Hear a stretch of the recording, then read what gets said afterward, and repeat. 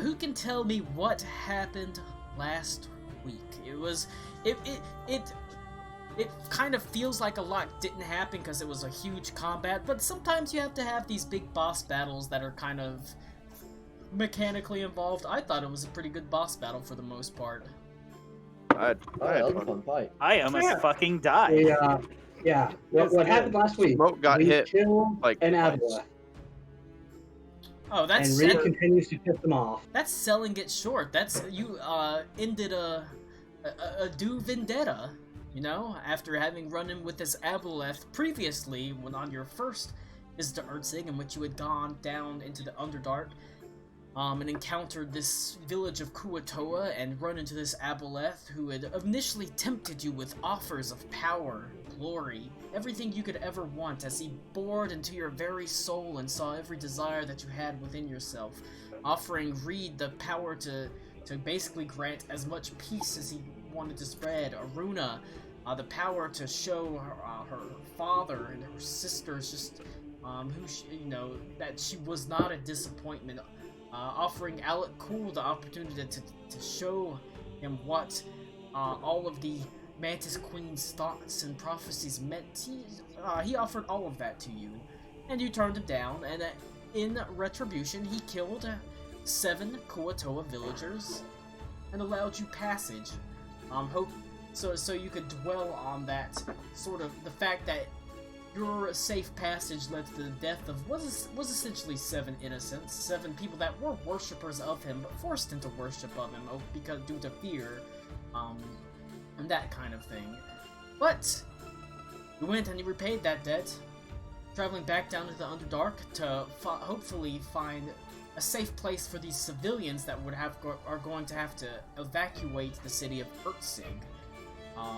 Now that there is a looming threat from not just the Heartless King, this King of Black Everfrost, but also this strange woman in white who, while currently occupied in Festenhaven, will be occupied there forever. Dun dun dun Dun dun dun dun. Yeah, I have to say I'm Slate Mad Connor's not here, so we can't discuss the fate of Adelindra as well. You can discuss that with him one day. Yeah, but one day. Beyond that, you finally managed to pay off this vendetta. You didn't really kill the Aboleth. You sent him back to the elemental plane of Banished. water. Banished him. He was a particularly powerful Aboleth, far more powerful than the average Aboleth, but you did manage to send him back to the elemental plane of water. But on his home plane, you might not want to encounter him. He's even more powerful there. But after that, because you had started out going down, you saw that Umkan had actually separated from the village, and he'd set up a little village on the other side, and you went and visited them, blah blah blah blah blah. Defeated the Aboleth. You found out that Reed and Aruna during the fight had contracted like a disease called tentacle disease, and ended up having to heal that. And one of the way to do that was you went and you sought out Captain Arvald, who directed you to a lieutenant named Gareth, who was helping with the evacuation of the many thousands of civilians in Ertzing, those that they could get out via airship. You got in touch with him, brought him down. He healed Aruna, so you were able to take care of those diseases. Meanwhile, Alec Cool kind of hung back on Nipsey's airship, and he went over the maps, sort of trying to plan out some navigation stuff with the help that he had gotten from, the very fat cartographer, the one that was had sold him who had sold him the book on latitudes and degrees, which had taught him cartography. And he had the same fat man who was overseeing a lot of the airship boarding and had filled in like what he knew about not just Stahlreich but the Jinma dynasty, drawing roughly sketching out flags for both the Stahlreich and the Jinma dynasty. One, of course, being the Stahlreich flag is an iron crown on a field of white, and the Jinma dynasty is like a horse on, like in profile on a bed of green, essentially. And so you were able to use that information that you gained and start kind of maybe hopefully planning out something, some sort of navigation, at least fill in any kind of charts, because unfortunately Nipsey is an engineer. She's not a navigator or a cartographer. She doesn't have much in the way of maps. In fact, she doesn't have anything in the way of maps, actually. And that's kind of where we ended it. According to Arvald, Captain Arvald, he thinks it's only going to be a couple of days. His scouts have written back and said this large host is marching on the city. They've done everything they can to buttress the gates to the interior. But the reality is he's got a couple of days to evacuate the city into the Underdark. That's all you know. It is actually... You all kind of end up reconvening. Where else but the Steamworks, the inn that you've been staying. Like I said, the city for the most part, outside of the airship docks and that sort of general central district that leads up into the airship docks, it's pretty quiet. It's almost eerie whenever you walk down the streets to the Steamworks or whenever you're inside drinking. So it's a little bit of a surprise whenever the door to the Steamworks opens and you can see Arvald is standing there in his armor, and there's maybe a dozen soldiers with him, as he sort of looks at you and says, "I don't suppose you mind if we have a drink with you?" No, not at all. The vintages here are quite good. I say it's not my alcohol.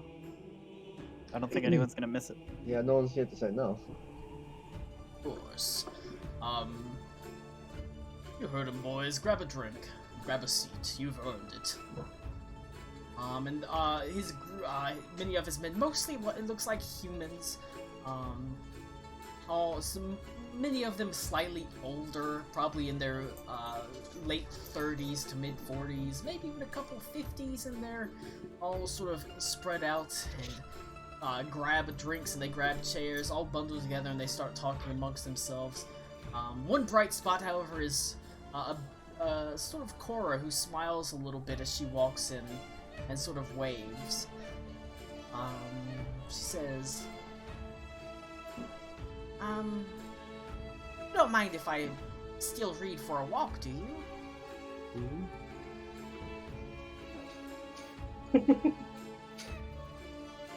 As she holds out her So hand. long as you bring him back. He's an adult, I think. He only looks like a child because he is a halfling. I know, this concept is new to me too. Of course, Reed will take her hand and be on their way. Hand holding. Don't oh my break God. him. Whoa. So lewd, yes.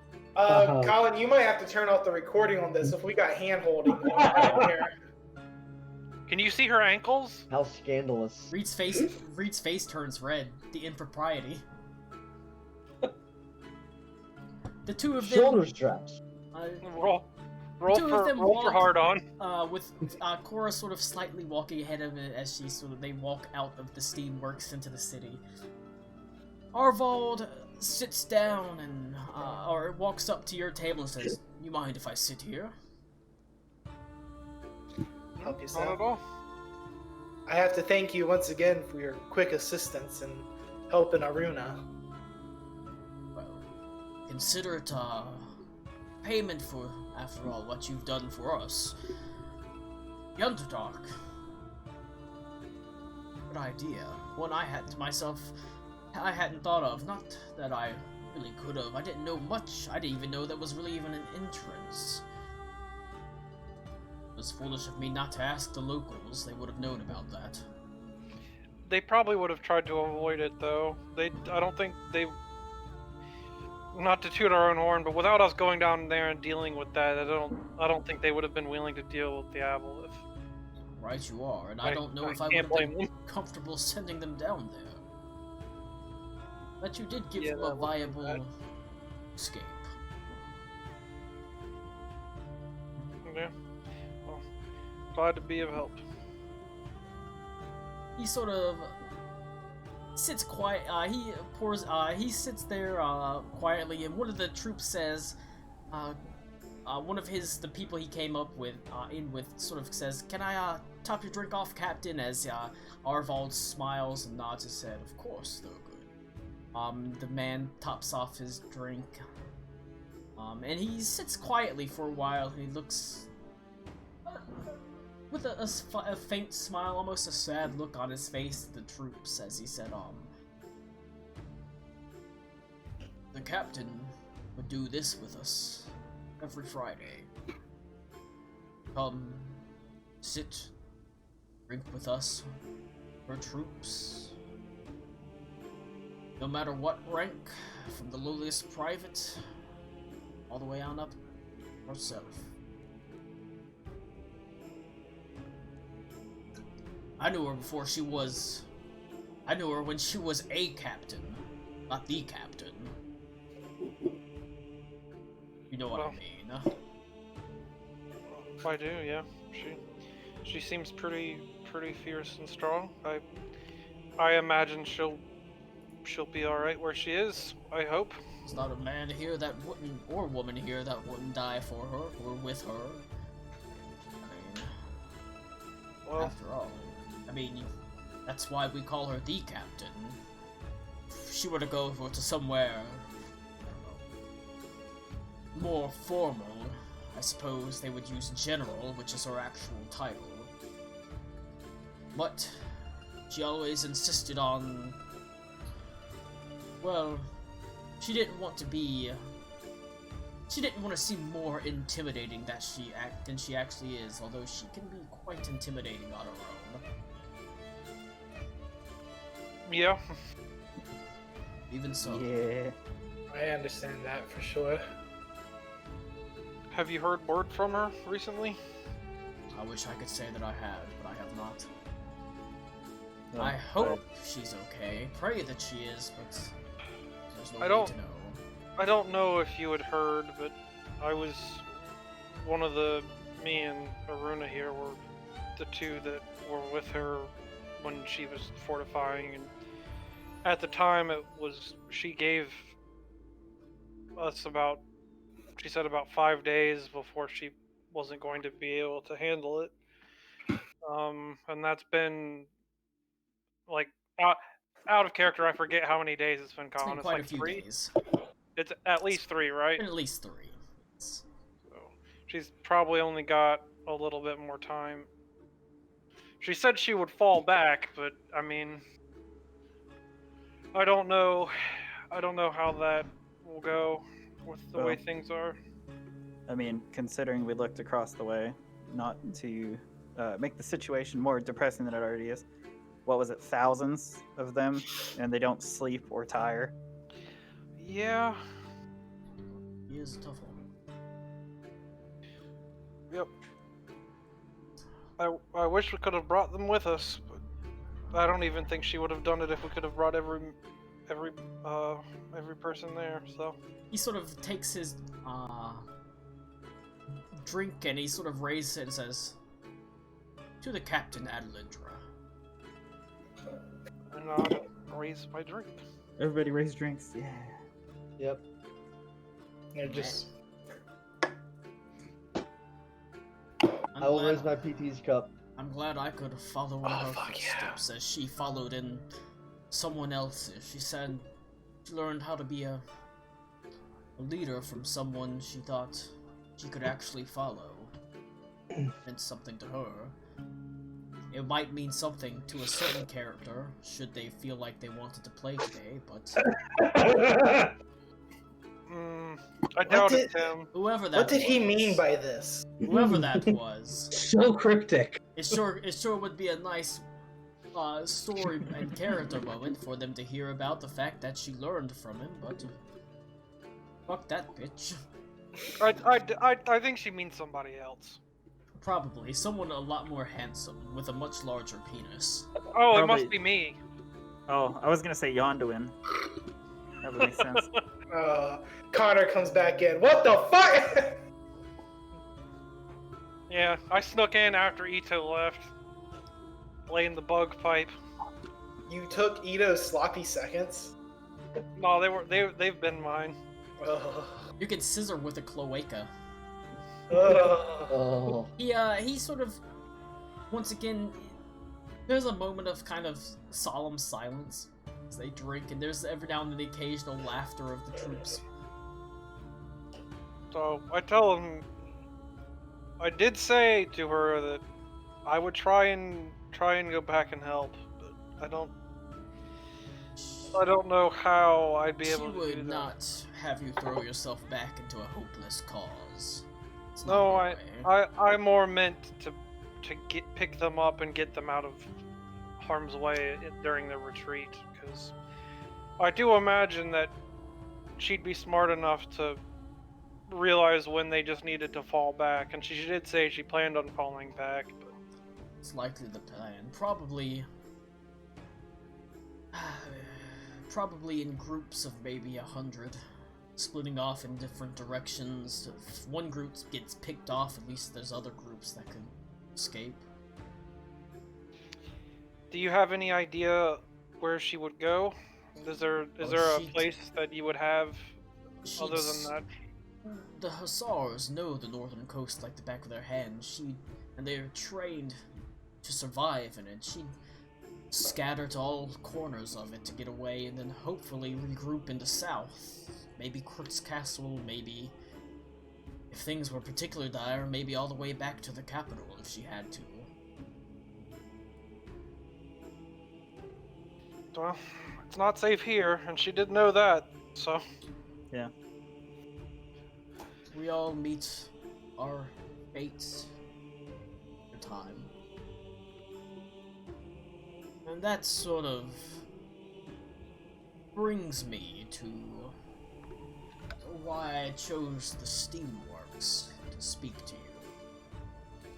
I have no illusion that I'm going to survive this battle, son.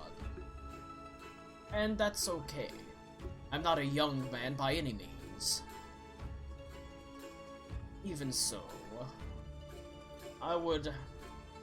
I've heard from Lieutenant Gareth and others at the airship docks that you yourself have procured an exit. Of sorts, yeah. Hopefully. I have certain affairs that I may like to have in order. If you could, perhaps on your airship. I come from a town called Feist. It is on the northern or northwestern coast of the Deepwater Lake that Weissenberg sits upon. If perhaps you're in that area, say going to Weissenberg, I would have a letter that you could...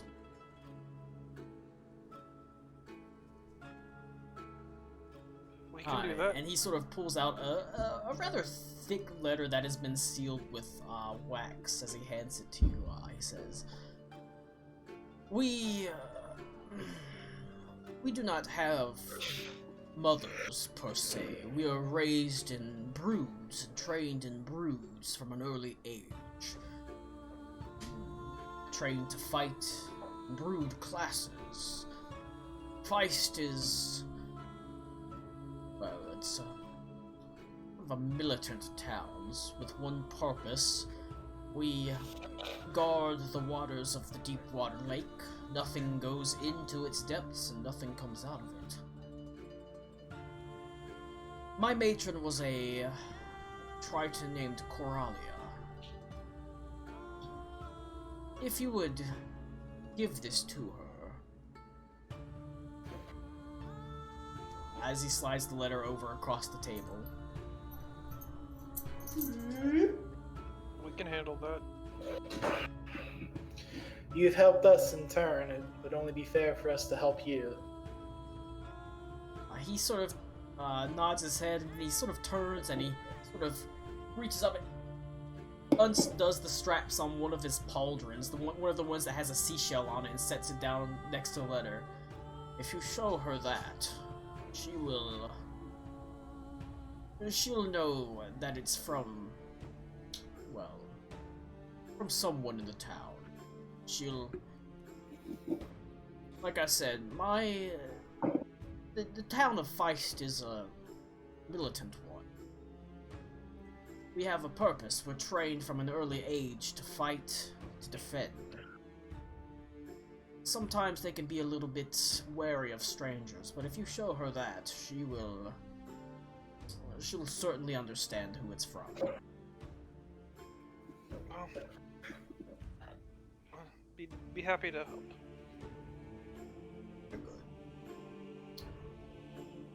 And of lesser importance, there was an old hermit. He was not a father, per se. In fact, he wasn't a Triton at all. He was a human.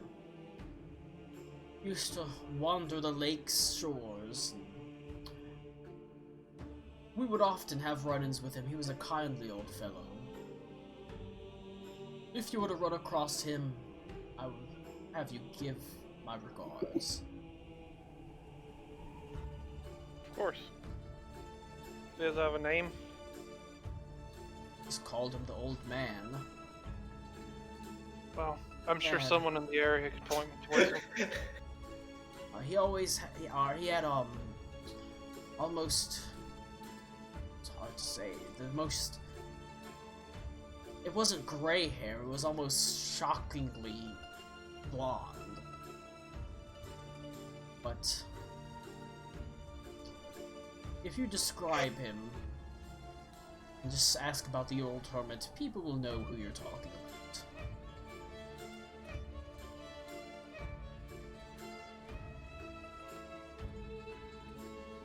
We can do that. You have my thanks. Of course. I don't believe we've really figured out where we're going, but I don't see why we can't go there. At the very least, it's on my way back to where I'm from.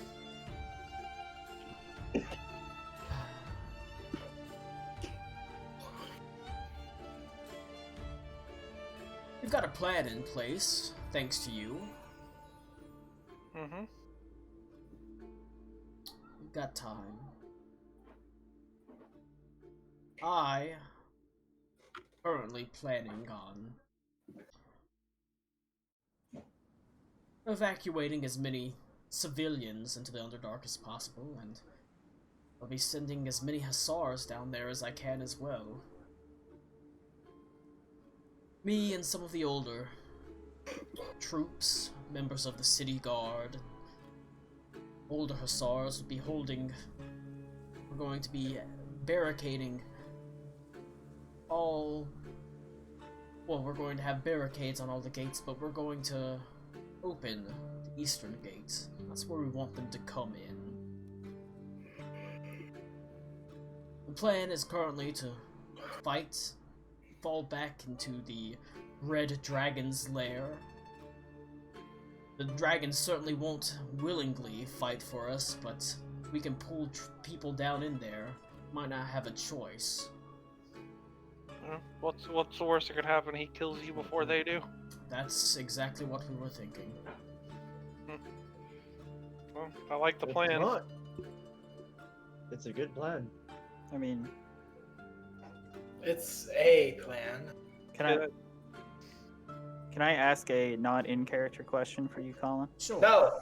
Is this an active volcano, or is it like It is dormant currently or an spent? active volcano. Okay.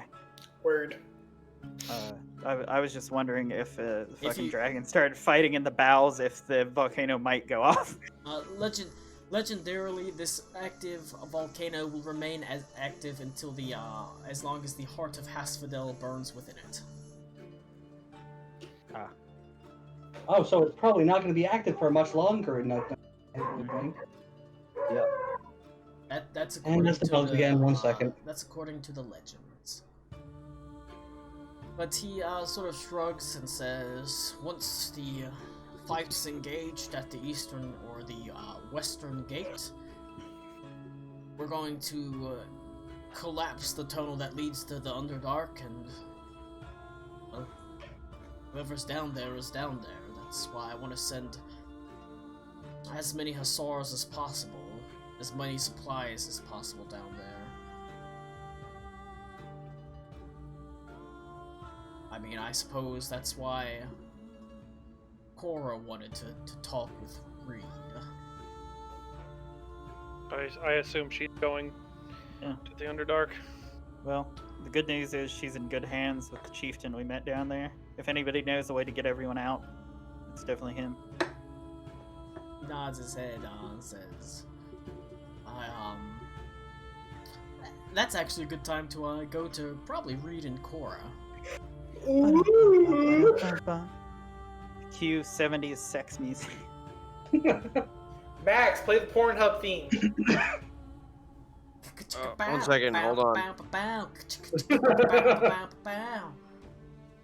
You know what's crazy? I was thinking in my head, it looks like Miley Cyrus has a 1982 Joan Jett haircut, and now she's on stage singing with fucking Joan Jett. Jesus Christ. Yeah, How horrifying. she's friends with Joan Jett.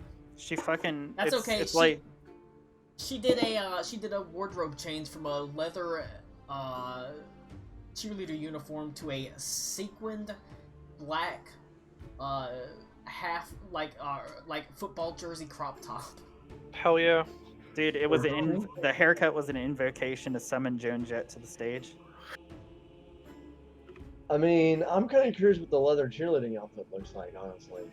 It looks like a cheerleading outfit that's made out of leather. I don't know about you, but have you ever noticed No. He was that? like, wait, where can I get one of those? Have you ever noticed that you've never seen Billy Cyrus or Miley Cyrus and Billy Idol in the same stage at the same time? Oh my Yes. Oh god! my god. Makes you wonder. Wait, are you saying that Miley Cyrus wears the Billie Eilish skin as a suit? No, And she's Billy just No, Idol. Billy Idol. Oh, I thought you said Billie Eilish, and I was like, what the fuck? No. I heard Billie Eilish too, don't worry. Billy Okay. Idol. She does kind of have Billy Idol hair right now. What fucking porn sites do you use, Max? What the fuck was that? I'm freaking Mortal Kombat. That's a That's god. that's the- hentai haven. I like it. I like it. I like it. All right, Cora. And Reed. Shut up, Tommy. Reed, you Cora walks hand in hand with you. What the fuck is that? Anime cicadas. Air, stop it. You're in the middle of a volcano. There's no cicadas in a volcano. I like how that's Oh, hold on, here we go. Then I got it. When we get somewhere a little more tropical. Max, I'm ashamed of you for not having the Pornhub theme. Why would I ever use it? Why not? There are so many times. I have a whole soundboard dedicated to the other whatever. We're at a solemn part with Cora and Reed. Let Lou enjoy his character development. Alright. The two of you walk hand in hand, diminutive forms passing along the stony walkways of the city of Ertzig. Far below you, you can hear the royal and bubbling sound of the lava that powers, well, at one time powered the incredible University of Iga. The You're silent. engineering. Yeah. Sorry, go ahead. You're silent for a while. As, eventually you come to a little out-of-the-way place that you can, there's not much in the way of views, but you can see there's, like, a small, like, bench, in a marketplace. It's quiet. You can see orange light pouring up from the, lava flows below. It's almost as if the mountain itself quietly breathes, and you sit in silence for a while as Bruno, the dog, sort of flops on the ground, breathing heavily at your feet, as she, says, "So, what's the plan, Reed? Where you heading?" Honestly, at this point, I'm not completely sure. The prophecy seems to be pointing us into so many directions. We could be going anywhere. She sort of purses her lips as she says,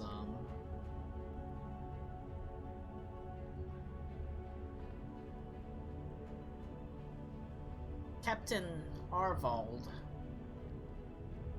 asked for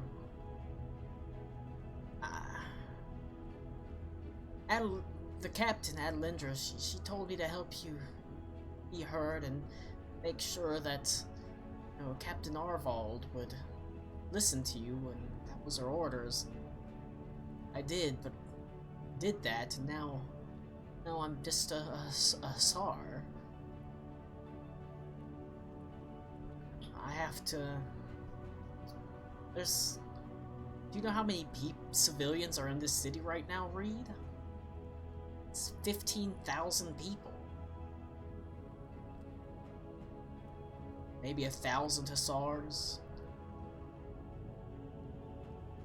When Captain Arvald asked who would be willing to go down in the Underdark and see that they're do what we can to escort them somewhere, get them out of here, and I couldn't just say no. So I volunteered to go into the Underdark. I mean, these people need help. And they're my people. I'm from the northern coast, and it's my duty. But I don't want to leave you. Reed's gonna sigh a little.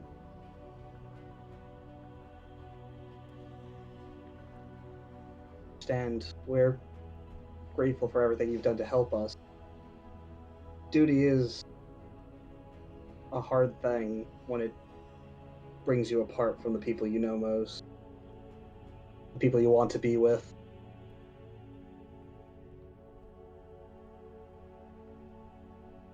I mean, you could come. I am a little sad.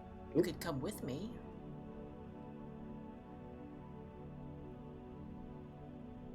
I wish I could. But as much as you feel a duty to these people, I have a duty myself. I've come too far to allow this to go without my partner. I understand. It's a cruel fate that drives us apart. After I lost my father, I didn't think I'd care about anyone.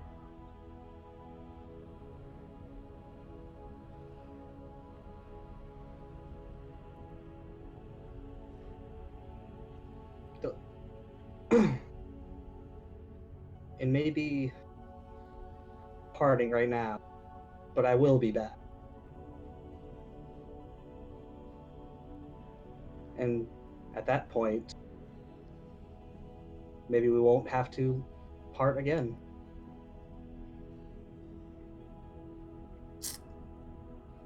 Thought you might say something like that. As you can see, she sort of smiles, sort of sadly. What was the name of your monastery?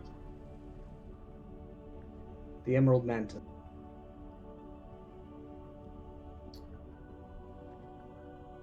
Promise me that we'll meet there in 1 year.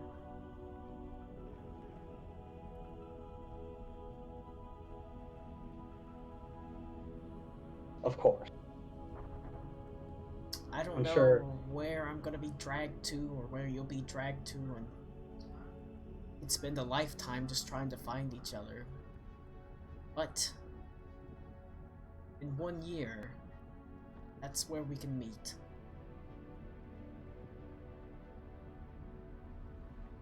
That's where we will meet.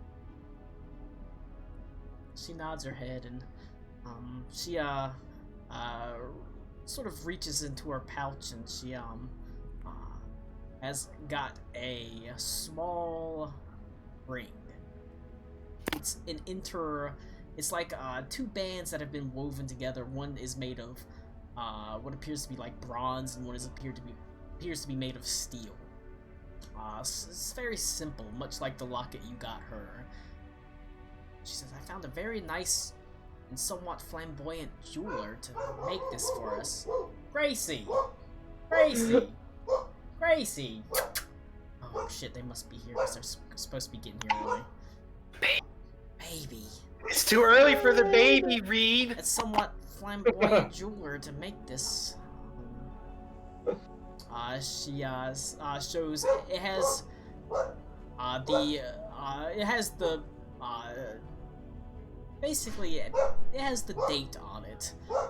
Not quite this day. She actually has about a day from now. She has April 7th. All right, a year from April 7th.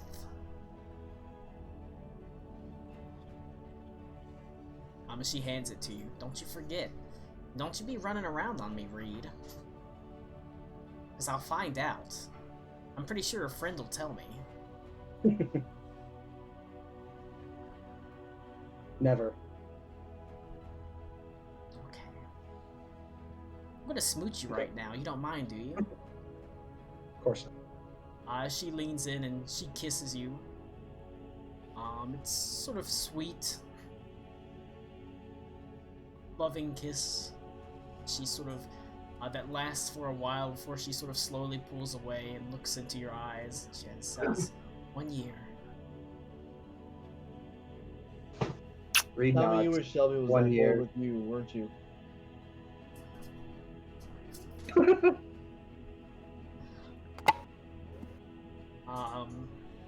She scoots up close to you, your arm wrapped in her, and she rests her head on your shoulder and says, I love you, Reed.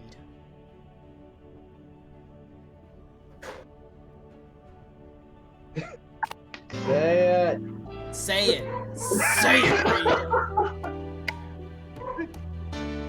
I know.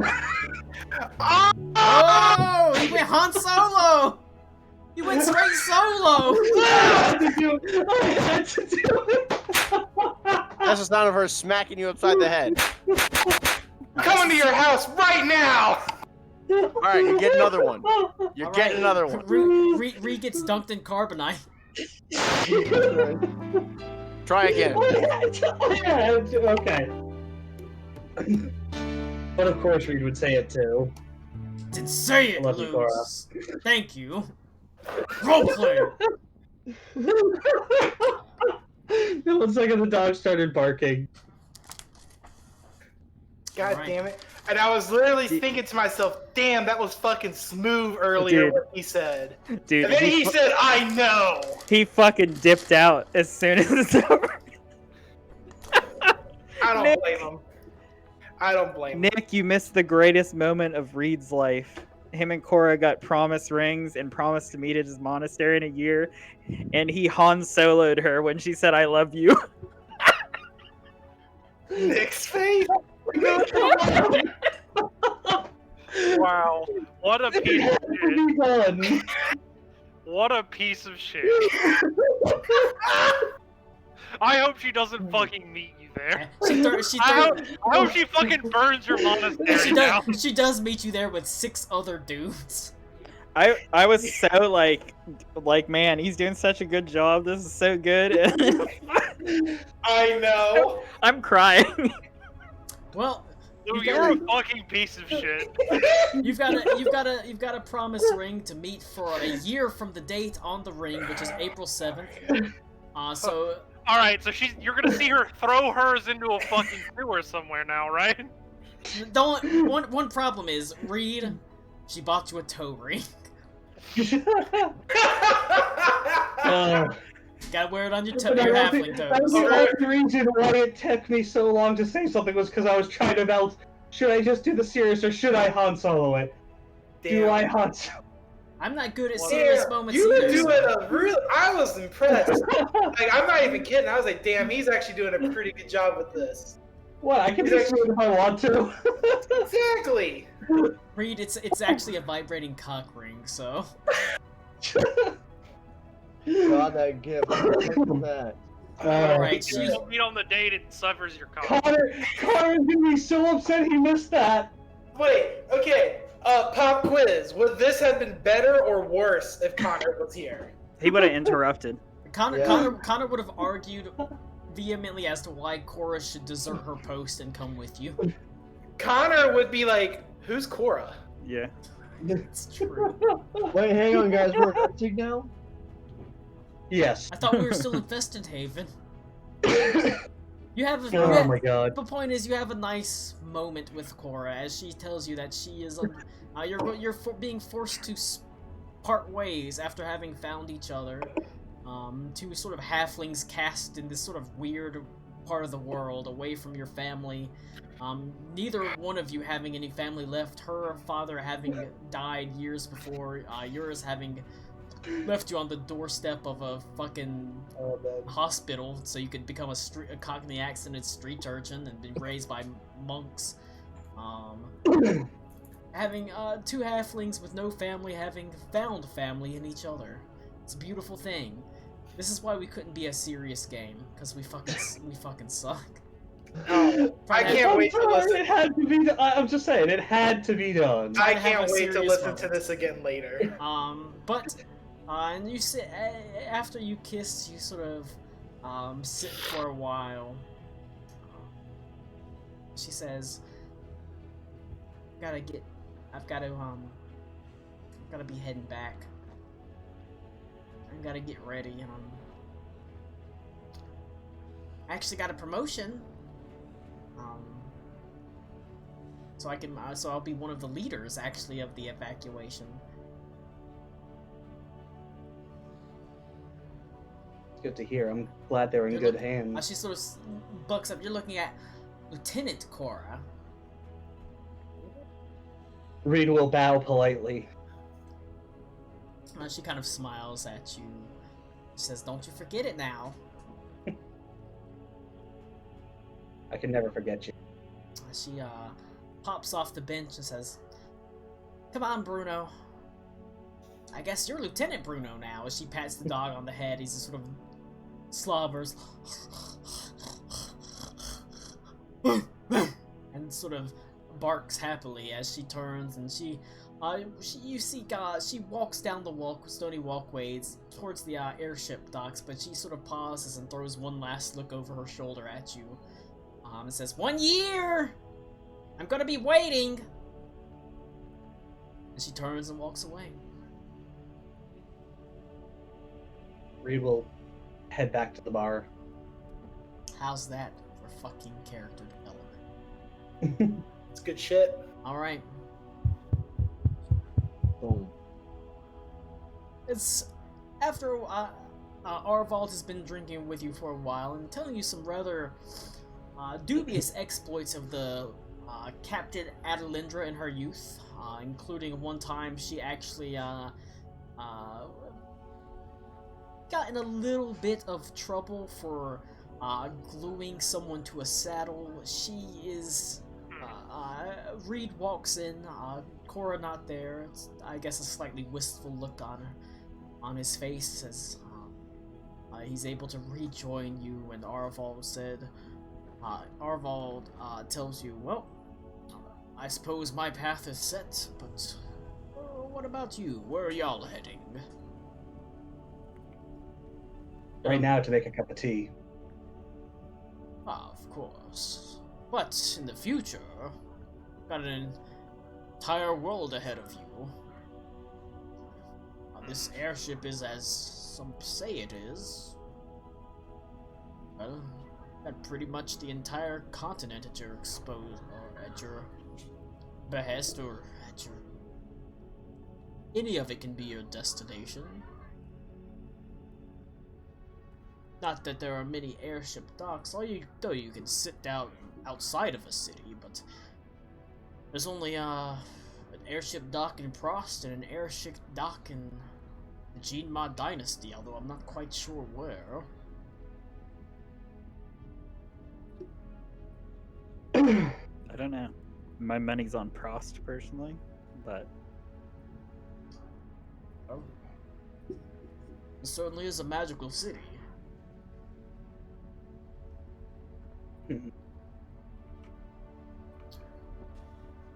Perhaps there would be some information there. I did tell the Ito's retainers that we would meet them there. Yeah, if we can even get someone as half as useful as Delilah from there, I think that would be pretty useful. It is a fine place to have your airship outfitted and upgraded and seen to and things like that. It's as good a place as any, I suppose. Well, to Prost. Hopefully it'll be there whenever you arrive. Yeah, hopefully.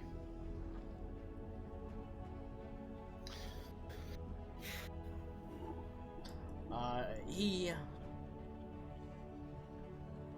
drains his flagon and sort of stands up. Drink up, boys. Not too much, but enjoy yourselves. Might be a long time before you have fine ale or see sunlight.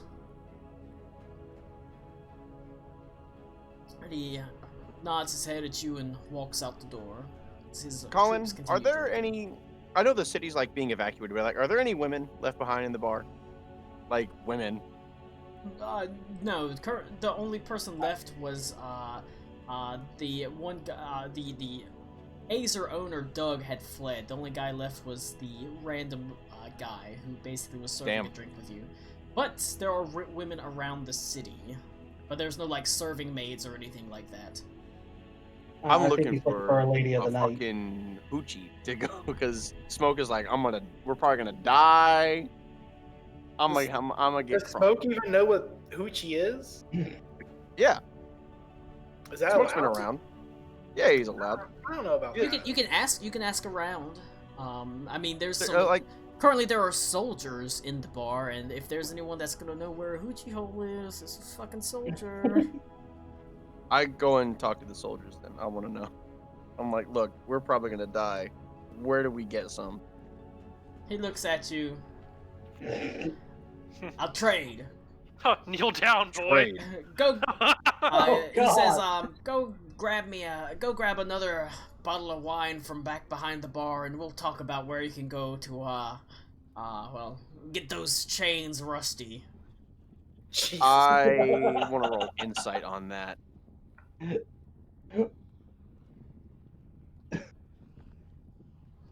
Hold on, I gotta do this. Roll insight on the coochie check. Hey man, he needs to know that they're sending him to some top tier who.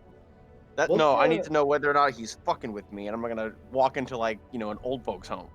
What's the perception DC check on crabs? He doesn't seem like he seems like he seems like he's telling the truth. All right, It'd be pretty fucked up to mess with someone on like a day or two before the city Exactly. gets fucking sacked. and I do exactly what he says. I go grab a bottle of wine. I don't want I want a nice like mid range though. I'm not like the Right. cheapest one they have, but like maybe a step or two above that. no, roll an intelligence check. Just straight intelligence.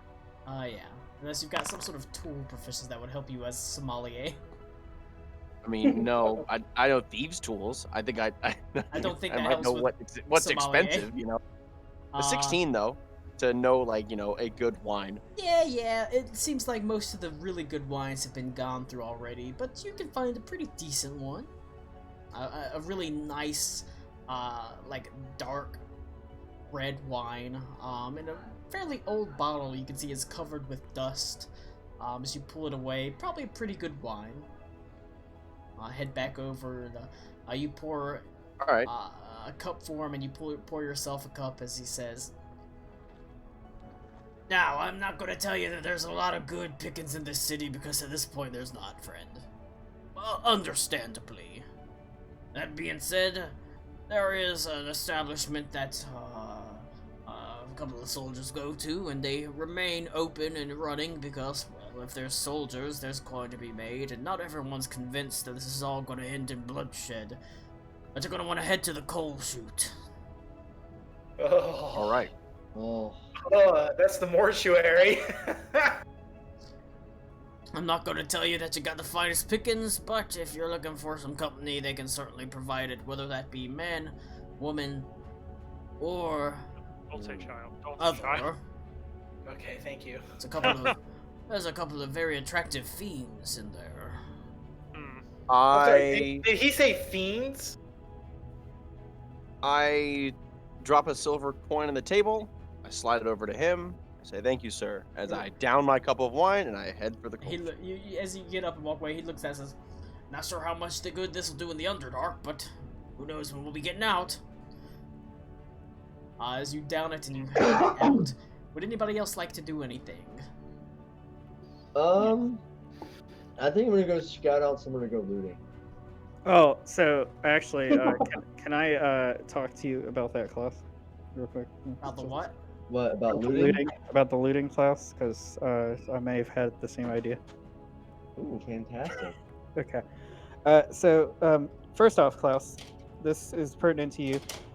So remember our tailor friend who had a very nice evening with you. One, I'm concerned for his well-being because he's about the only person in the city I know. Second, I know you're a sneaky type. The university is a plethora of magic and fun, and I'm sure they can't evacuate or take everything with them. So, wink, if you, Of course, yeah. No, you know what I mean. You've got my attention.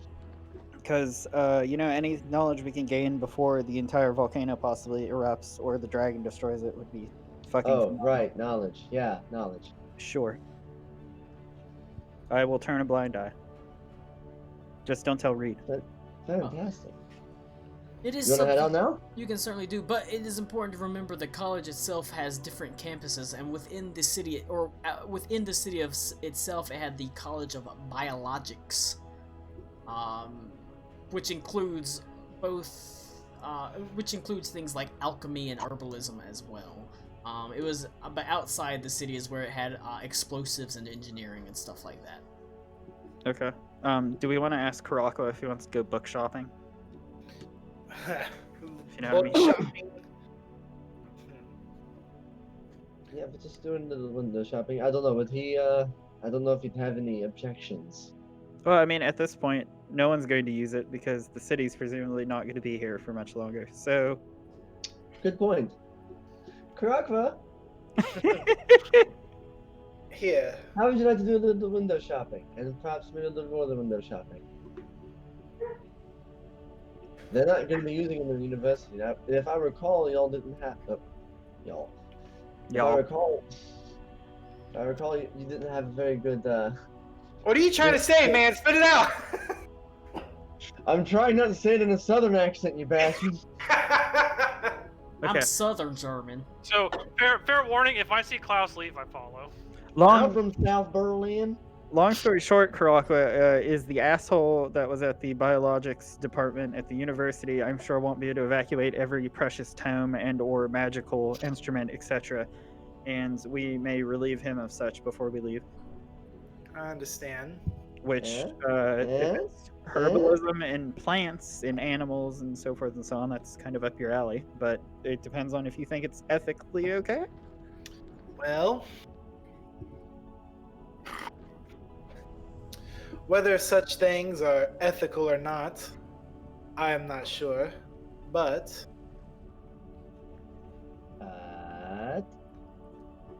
here, we could stand to also gain some knowledge while we are here.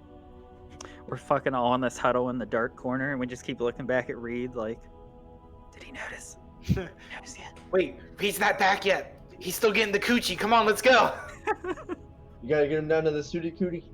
Okay, but anyway, we don't have Yeah. that much time because I'm sure our airship friend wants to leave, and the longer that we, yeah, you know what I mean. Of course, quick as a fox. These kind of skills, though morally objectionable or not, are useful. Will you object if Abigail was to also come with us? She has much to learn still. Is she, If she can be quiet. is she okay with that? Well, I'm sure she can be quiet. You just need to get some WD-40 and just right on the hinges, you know? Exactly. Whether she is okay with it or not, such You skills just be and applying the wall. knowledge are always useful.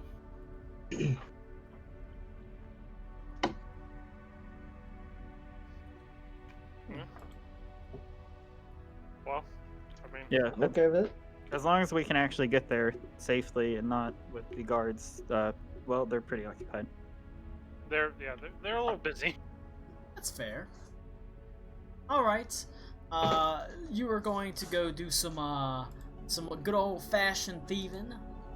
Go ahead and write this down. Who all is going on this? I assume. Well, you're going to have to go to the College of Biologics. That's the inside college. But who is going? Who's going on this little adventure?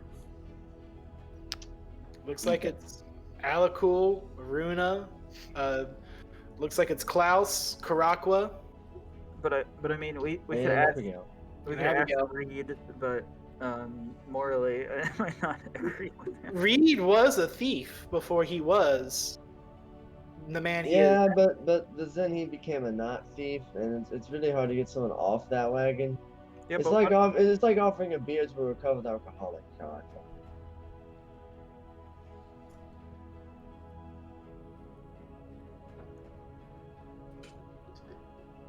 You can think about it. I gotta go pee real fast and grab another beer, so you can think about what you want to do exactly.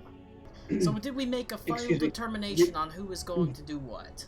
fuck Reed, we're going with that. I mean, that's all right. Someone needs to hold down the fort. Reed will just continue to make cups of tea Like, as an alternative to your silly beers. I really want someone to spike his tea. someone with picks it up polonium? and spikes it in the ground. Oh, that's not what you meant? Happy birthday to the ground. True. Is your dad a cell phone? Yes. Abigail's was. You fucking insensitive asshole. It was a Razor flip phone. The most powerful of phones. Nokia 3310? Yes. Alright, so,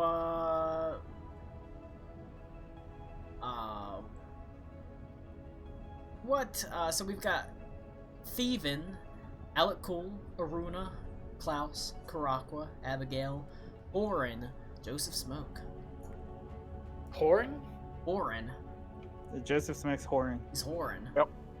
Oh, I thought I was like, who the fuck is Horin? Who's that? He's going to the coal shoot. God, what an awful name for a whorehouse, the Cold Chute. I think it's a brilliant name for a whorehouse that exists in the mining volcano. I guess that's fair. But When your dick's so hot, you gotta cool it off. wait. What do you think it's called, Cody? The Cold Chute. No, it's the Coal. coal chute. Like the pooper. Coal. Oh, see, I was hearing cold.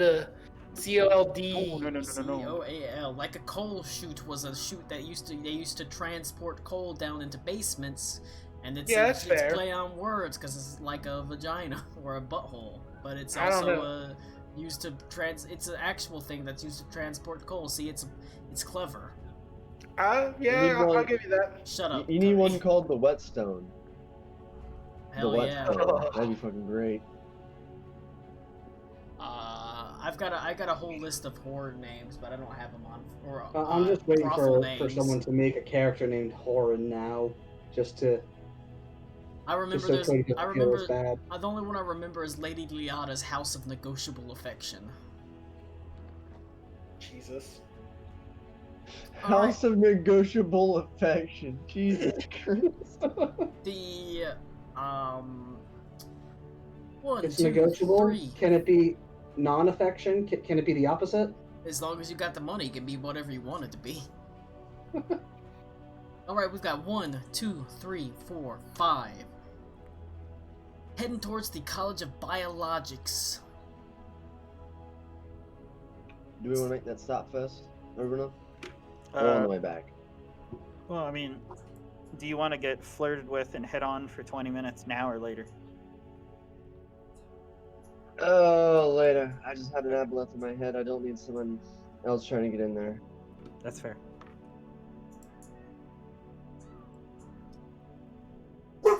Uh-oh, are the babies here? Are the other kids here? Everybody's fucking coming. The Super Bowl.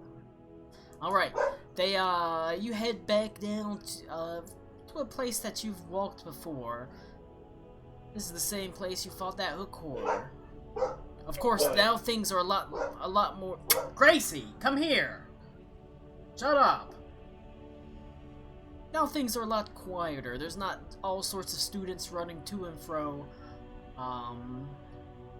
But it also seems you're not quite alone in your thoughts. As you can see, there's a couple of people that are going through what appears to be piles of books that are thrown out, have been sort of tossed outside the library. But mostly they mind themselves as you enter the sort of college. It's nice of them. You can see that inside things are mostly undisturbed. What are you barking at? Gracie! What are you barking at? Smells like Tom Brady's son's mouth. Yeah, she's gonna be barking all because everyone's gonna be coming in here in a second. Alright, the as you let me go. They must be here. Yeah. Let me go drag her back to the back here. So, you're making your way through the sort of College of Biologics, looking for anything that you find interesting. Someone almost immediately runs into you. A human of what appears to be middle age, shaggy black hair, a bit covered in dirt. His clothes are ratty, filled with holes. But he almost bowls into you before staggering backwards. Gracie, do not! Fucking dog. Staggering backwards and sort of stumbling away. He says, "Get out of the way! There's a crazy person down there!" What kind of There's crazy lots of person? those everywhere. Fucking crazy gnome! Isn't that most of this city? Captured my buddy in a snare. He's feeding him to a giant plant. Bruh. What? That's a new one. I'm impressed. I think I know exactly which gnome that is. Oh Oh, god. yes. Fucking butthole. Okay. If we off him, no one will know. No one cares. No one likes that guy. Okay. I'm glad we're in agreement. That dude is a real piece of crap. Now, did you say giant plant creature, monster, or what exactly? It's a giant plant. Get out of the way!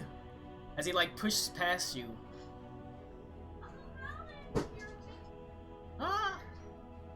The little kindlers are here. Holy crap! I gotta step away again real fast.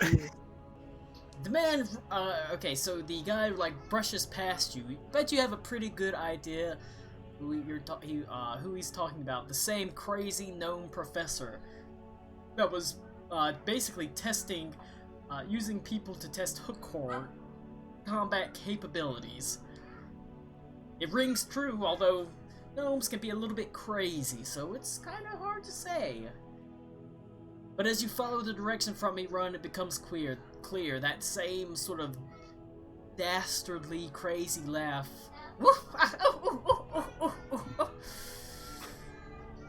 that echoes throughout the halls as you come to the exact same basically auditorium, the same sort of lecture hall that had previously had all these tiers of seats leading down to a central stage, where previously he had a hook horror.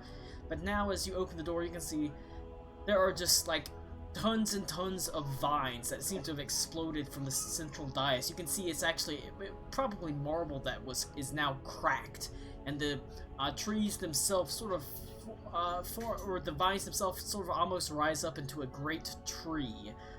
The hole is still there where the hook horror broke out. It's only been roughly boarded over with a couple of boards, but they are sitting in almost basically the exact same place looking at a man who is basically, it looks like he's had like a snare that is like wrapped around his ankle, and he's hanging upside down in front of these writhing vines that sort of are reaching up to grab to him as he says, "Don't struggle! It'll only make it worse. I don't want you to hurt my precious plant." Did he just say, "Don't hurt my precious plant"? This guy's kind of an asshole. I so- raised it from a sapling. Oh shit. So does this plant so it's got a main body that's like a trunk, correct? Yes. Oh, Colin. You know, sometimes you just gotta shoot a 5th level lightning or a 4th level lightning bolt at a giant plant. Yeah. Is that what you do? I'm shooting it with a 4th level lightning bolt. Fuck it. Yeah, I'm gonna like try to skunk off before he does that to like make sure I can get my. Oh yeah, secret. by all means, you guys do whatever you want. I'm Yeah. fucking lighting it up. There it is. 28.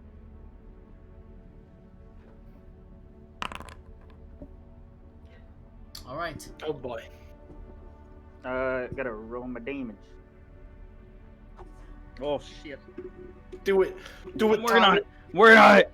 I hope you roll really fucking high. Hey, wow. It's okay. Wow, that's really good. That's pretty good for a lightning bolt. Pretty good. That's a lot for of like- 4s, 5s, and 6s. That's pretty good. Yeah. All right. There's as you hold out your hand, there is a crackling line of electricity that erupts from your fingertips and arches through the air just past the hanging man into the tree, sending splinters flying. As the gnomish professor like leaps down, saying, "What the hell? My tree!" As you can see, he ducks down behind the like benches and scrambles away, every now and then peeking his head over at you. As you can see, a large trunk of the tree has been taken away as it sort of writhes quietly. But who the hell are you? What have you done?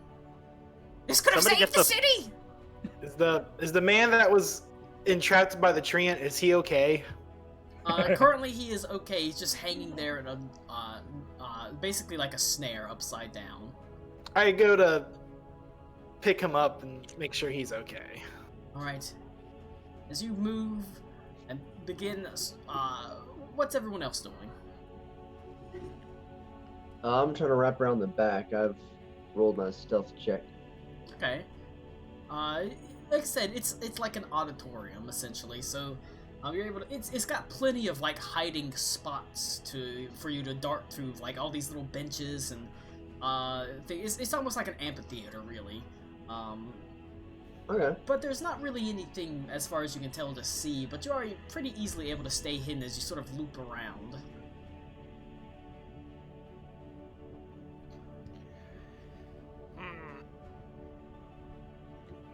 Well, I'm gonna Shoot. go with Klaus, and I'm gonna sneak off with Klaus. I goes this way, you goes that way. You go that way. I'll go home.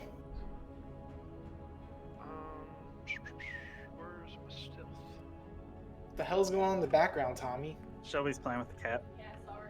Is that Bert?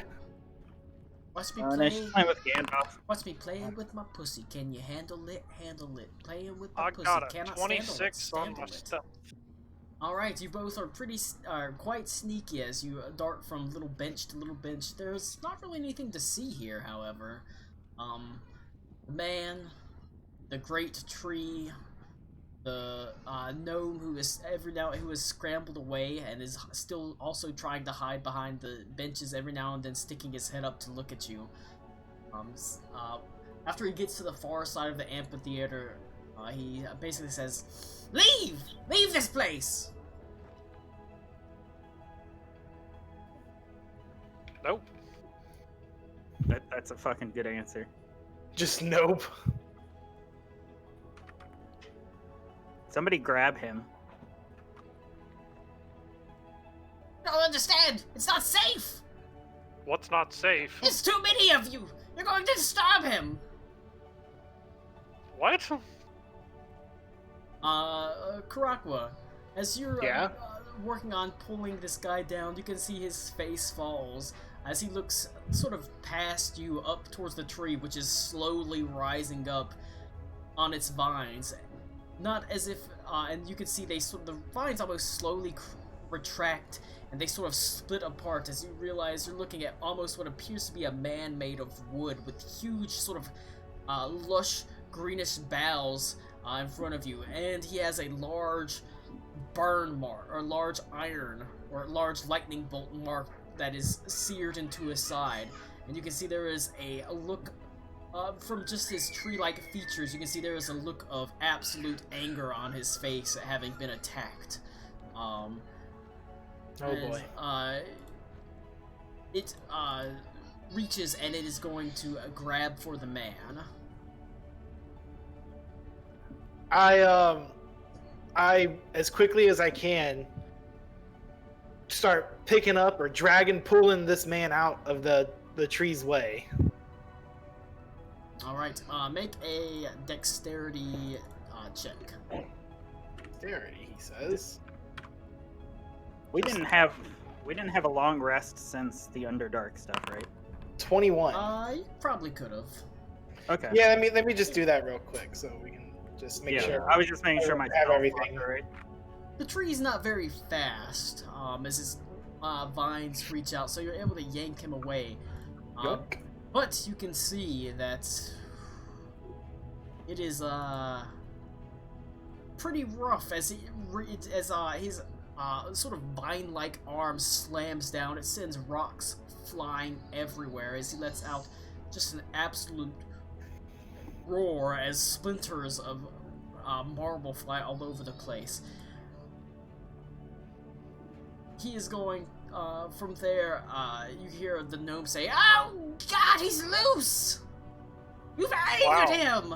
This is a theme with you, huh? Go ahead and roll initiative. Oh boy. Actually, let me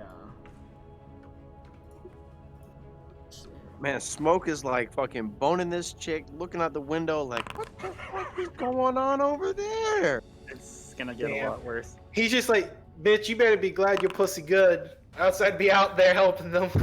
Dude, my initiative rolls in this game are ass. Let me tell Sorry. you. It's okay. Welcome to me like every game.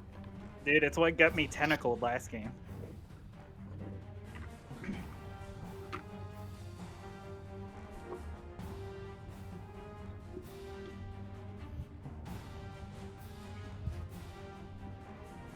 All right. Phew. Ooh, let's see Abigail's token.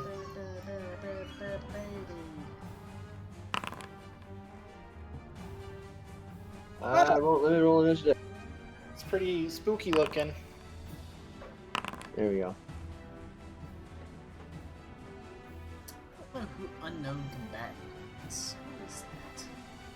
Accidentally get someone extra. Oh, maybe it was me trying to roll, but it was telling me that I didn't have a token on the field to roll initiative for. Well, going to move that combatant.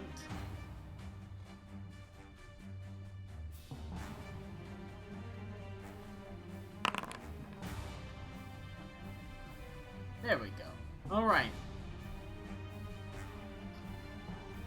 There is a moment where the tree rears up, and it's almost like a wave of vines bursts outwards back through the room as it breaks through the boarded up hallway and slams through the college.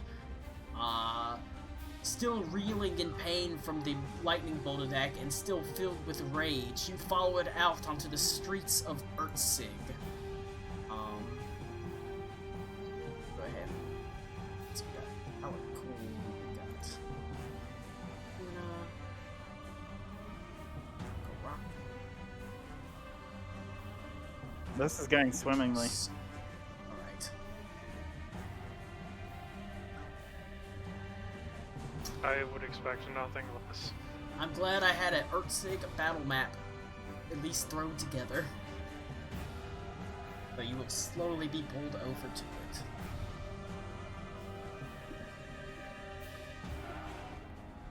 There we go. Is that a pig? Yes, it is. in Jesus fact a pig. fucking Christ, that pig is enormous. Yo, it's what's his name? Hidalgo. Hidalgo got repolymorphed. Hogdoggo. Look at this fucker's face.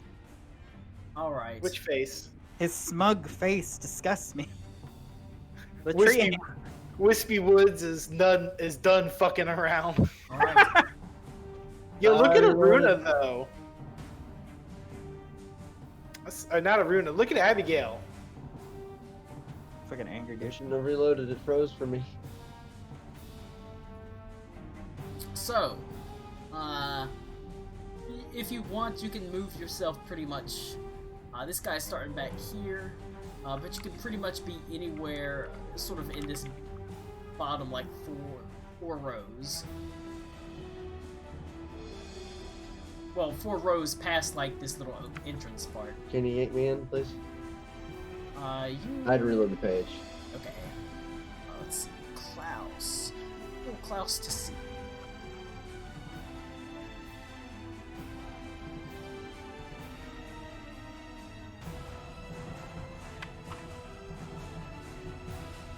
Also, apparently Abigail Ooh. shows up as an enemy. There's something weird that has gone on with the tokens where I cannot change it to not view as anything except hostile for red border. Huh. There was some Well, sort of Abigail. update that happened where I can't. Every token I pull in that is not a party member, like a player character, is red bordered. So, Abigail, the true boss. all right. If that is your starting locations or where you've chosen to locate yourself, it goes to Alec. I'm gonna move. Like I said, Here. as long as it's within the first 1, 2, 3, 4. It's first line of 4. So basically I'll come up up here. on this row. Yep. Okay. Yes. Those are some little like crates. They do give a little bit of cover. Oh. So is this? Can we actually go in this building? You can go in buildings, yes. I don't have them open, but I don't have them like to pull you in, but they're very simple buildings, so I'll just describe them to you. Okay, I'm gonna duck in the building for more cover. Go to here, and then I am going to do. What do I want to do? Is the gnome on the field? He is not on the field. He is still in the amphitheater, technically.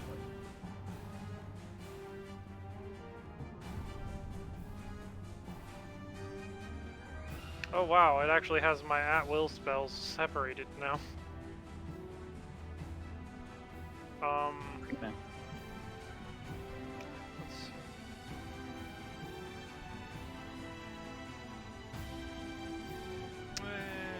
That's not really helpful right now. I'm just gonna cast Infestation on it. That's a good one to do Infestation. on a plant. Does that actually matter? I don't know, but it's still an interesting thing to use on a plant, so... Okay. It's a con saving throw. It's probably going to, succeed. I didn't know the required materials for it is a living flea. That's disturbing. Well, I mean, He's in a jar, just like, free me! Yeah, why you do this? Okay. Alright. Their constitution is good, but they don't have any. They got a 21. That is way higher than my DC, so he passes. Alright, you can see termites begin to sort of come out of the tree itself, but it quickly swats it away, and you can see it like takes one viney hand and sweeps it over his body and sweeps all the termites into the nearby lava as they singe and burn away. That's not nice. Right. What an ass. Gracie, stop! God. god. Every time someone even walks in the door, She's just a baby. it's going to use a legendary action to use a rock throw attack at Karakwa as it picks up a piece of cobblestone from the street. Legendary tree action. Oh no. 26. That hits. I throw up my shield just in time, but the force of it, I guess, just hurts that much. Right. You take. I don't know why it's doing this where it's separating them. Something about the system has changed whenever they updated it, and it's pissing me off. Yeah. Write a strong letter to them. Luckily, it only gets 1 legendary action instead of 3, but you take 28 plus 6, 34 points of bludgeoning damage Jesus. as it slams into you. I'm sorry, did you say 34? 28 plus 6, yes. 4d10 plus 6. Ah. Ow. The rock attack. That chunked you, didn't it, buddy? Yes, it did. For fuck, a watch rock that attack, ball. yes. Okay. Mm-hmm, mm-hmm.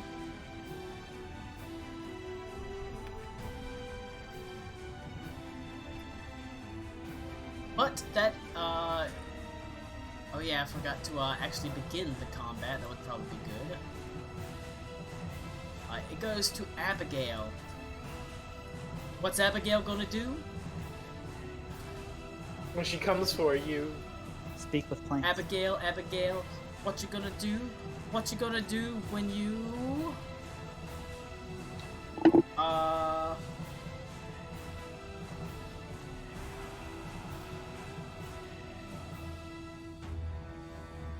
You got the, transformation queued up. Max is Oh, probably I guess, yeah. Alright.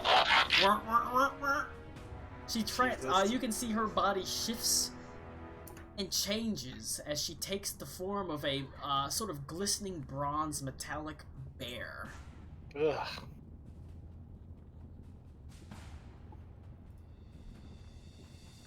Pretty nice, pretty nice. As she grows. Good, in Abigail. size. You look kind of cool. Well, you don't like her being a bear? I didn't say that. Cody's I said she jealous. looks kind of cool. And she's going to let forth a bellow and Roar. charge forward. Alright. Goes to Karakwa. First off, ow. Second, 1, 2, 3, 4, 5, 6.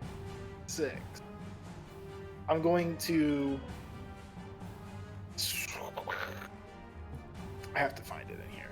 I'm gonna. No, I can't click it from here. That's okay. That's right. It's right here. Summon Wildfire Spirit. You and your freaking wildfire spirit. Hey man, it's like I was like designed for that shit or whatever. But Fucking marry it then, Cody. I mean, you know what? Fuck you. I already have married it. Oh my god. You just don't know. I'd say one of us can probably cast ceremony. And you didn't freaking have a ceremony or anything? There you go. This was like years ago. All right, let's see. I'm gonna do it. Oh my god, 5E Tools has it, not There you D&D go. Beyond. Druid. Are you ready for some Fusenball? No. There she is.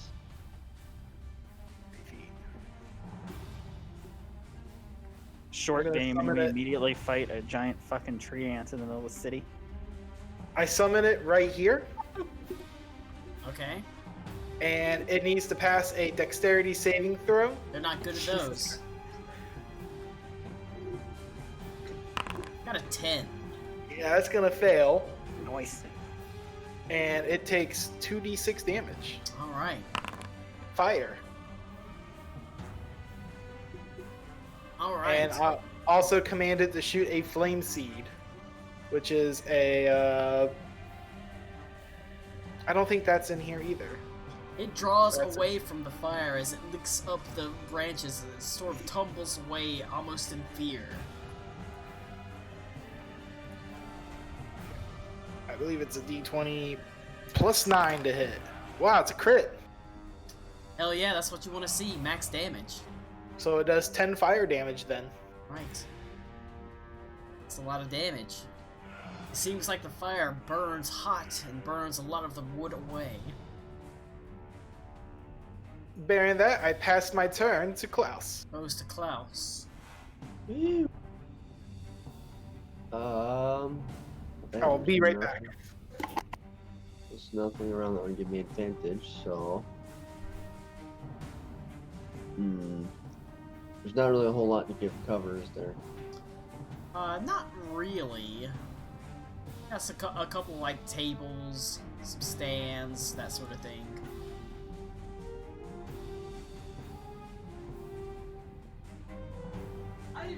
Actually.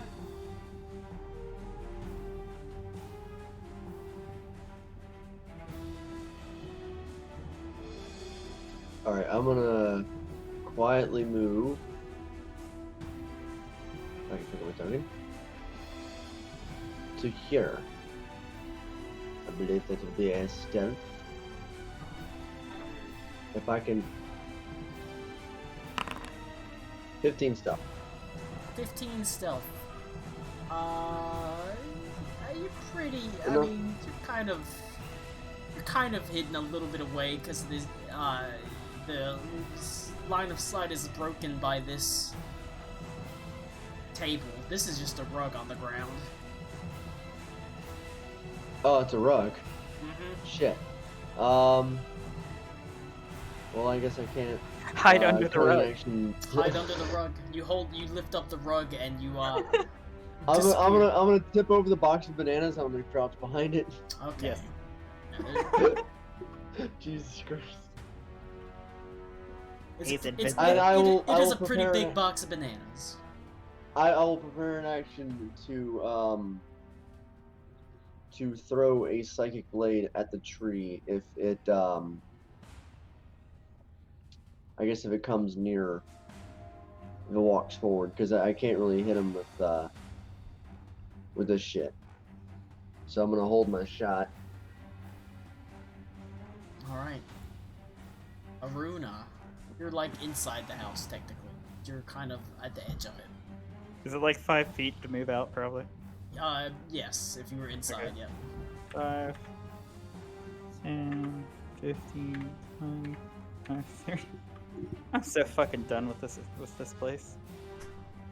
Oh goodness. What, you don't like Urtzig? I've had enough with the Aboleth Colin. Well, fuck this guy. I mean, you're gonna wanna drop the fireball. Yeah, that's 4th level. Gonna wanna use those fancy spell templates. Yeah, they're That's quite good. 16. That's pretty good, but my spell DC is 17. Right. It's a good thing you had that -1 on dexterity saves. Yeah, and I should roll the damage. It's okay. That's pretty middle of the road. 24 points of fire damage. Alright, as the fire licks away at it, as it burns the sort of dried wood away and the foliage disappears, looks like it's super effective. Whoa. Like a Pokemon. Yeah, how weird. Alright. Yeah, I'll just move my 5 feet that I've left in the opposite direction. That's me. Alright. It's gonna go to the tree ant, who's going to help if I did not actually chose the right tool. It's going to start charging forward. It's gonna make one attack with his. Can I get my yeah, shot in? it is running forward. Alright, where are you?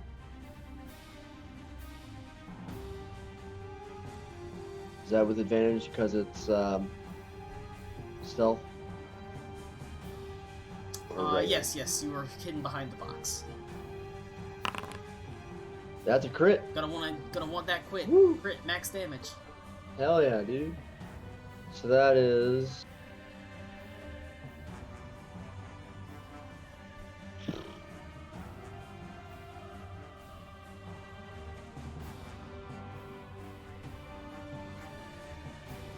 So that's 4d6, 24 plus 3, 27.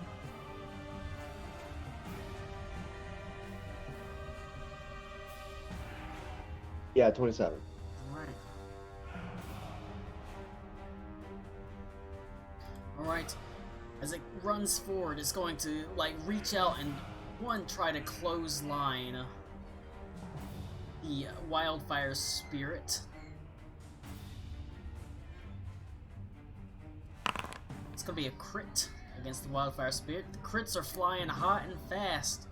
Luckily, it only deals 24 points of damage to the wildfire spirit. Cody's not even here to see it get murked.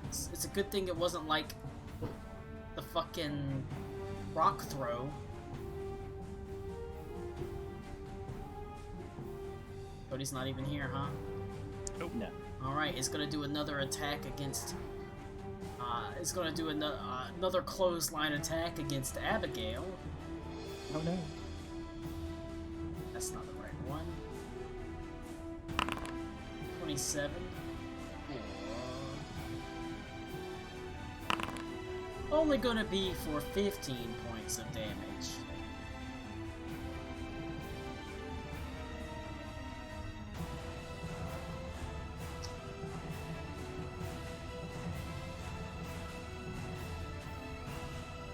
She's fine.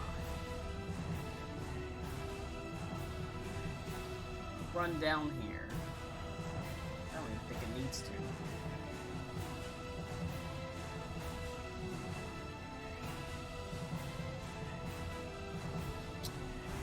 Alright, it is going to make one or its final slam attack. Yeah. I'm trying to make this a little bit stronger than the average tree is, so it's gonna have an extra slam.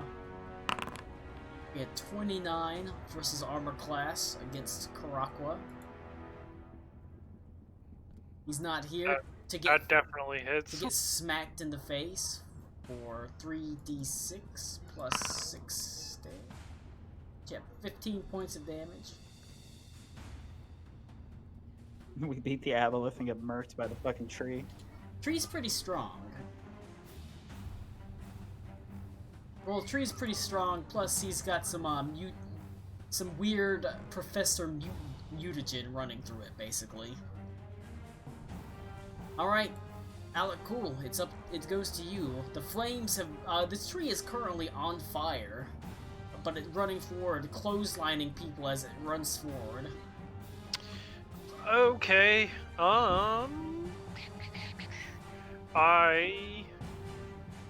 I'm gonna go ahead. Let's see, I think it's in range, right? Guiding bolt. What's the range on guiding bolt? 120 feet. Yeah, that's definitely in range. I'm gonna cast guiding bolt on him.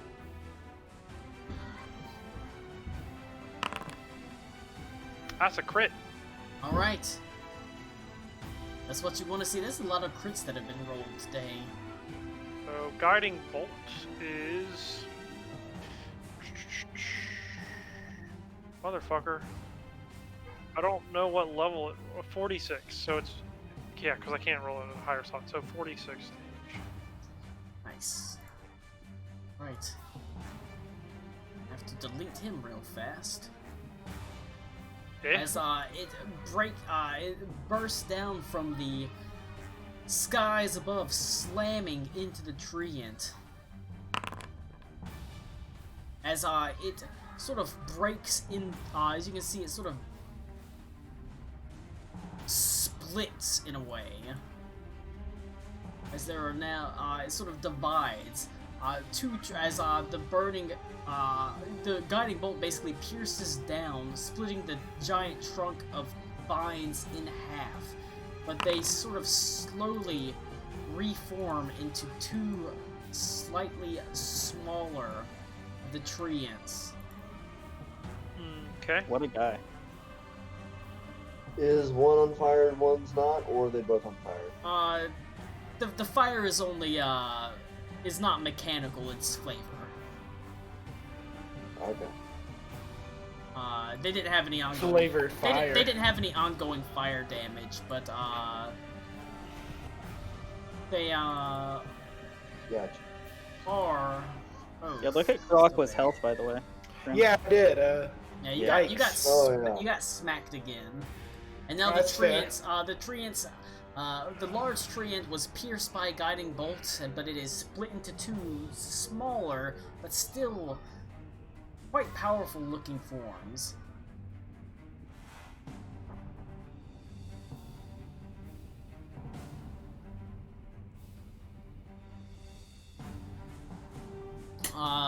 If there's nothing else from Alec Cool, Nope. it's going to go to Abigail, who is in a brown bear form. Brass bear. Well, brass bear. Recycle parts bear. I mean, technically not brass bear. She's technically in a polar bear form, because that's what she would have seen going up through the snowy forms. But she's going to try to attack the tree. Are they both, do they both have the guiding bolt effect on them, by the way? Yes, they both do. Okay, so she has advantage. And then that one will be the one that has the advantage gone. So this one will still have it. I'm gonna go to the bathroom. Oh, it would help if I imported it. That is why that is not working. Dear. I guess technically I can Abigail Brown Bear, or Abigail Polar Bear, Abby bear. Abby Bear. Now, That weird pseudo 3D bear is distressing looking. she got a 26 God for damn. first attack, or Both rolled 19. 8 plus 5, 13 points of damage. That's pretty freaking good. And then Get she it. makes Get a claw attack.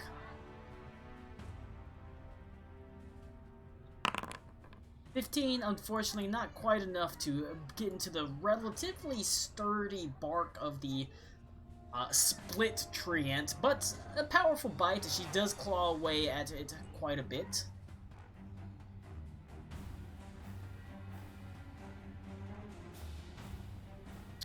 But that is all she can do. Abigail also got smacked pretty hard by a branch as she ran by, but she's Oof. okay. She's in bear form. She's in bear form. Okay. She can bear it.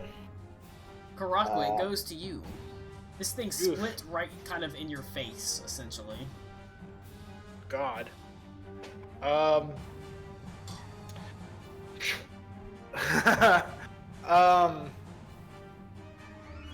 You know what they say about fucking around, right? Find out. I don't fuck around. I'm gonna cast a flame strike right here in the middle between both of them. Flame strike. Give them the fire. You know they hate that. Yep. So, let me go into my spells, my prepared spells. What do you mean I have no 5th level spells? Whatever, cast it anyway. Did you remember to hit the long rest button? I did hit it earlier. It said I took a long rest. Here, I'll just do. There, you now have one. Don't consume. You have one 5th level spell. Yeah, there we go. I just gave you one. Thank you. Oh, that's so cool. It shows what it hits and what it doesn't hit when you place the template. Yes, it does. Right. And it does the little animation. So it's going. So they need to pass a DC 18 Dexterity saving throw. Would you believe that these guys are not very good at dexterity? For the lumbering tree folks, surprisingly, are not super dexterous, as they both fail. And I get to add a D8 to that. So 37 plus 6 is. I can't math right now. 43 damage. Right? It's important. Fire damage actually is important. So the first part is fire damage. So 26 damage is fire, 17 is radiant. Right. So that is 52 plus 17 fire damage. God damn. It's pretty good. That is enough to wipe both of these guys out. Damn. Damn. Fire Suddenly Smokey Herald. pops out of nowhere and goes, "Only you can prevent forest Right. fire." Only you can start forest fires. Fuck treants. See what happens when you knock the fucking druid just fucking 75 for 25% health? He gets Fucking mad. hurts him. Yeah. You see, bitch boy, you forgot. I have matches! See, That's Yeah. a lot of rolls going on. Oh no, it's the private DM rolls. Oh, that's a lot of treants that just spawn. True. He's seeding. You see, Karakwa, you missed the forest for the trees.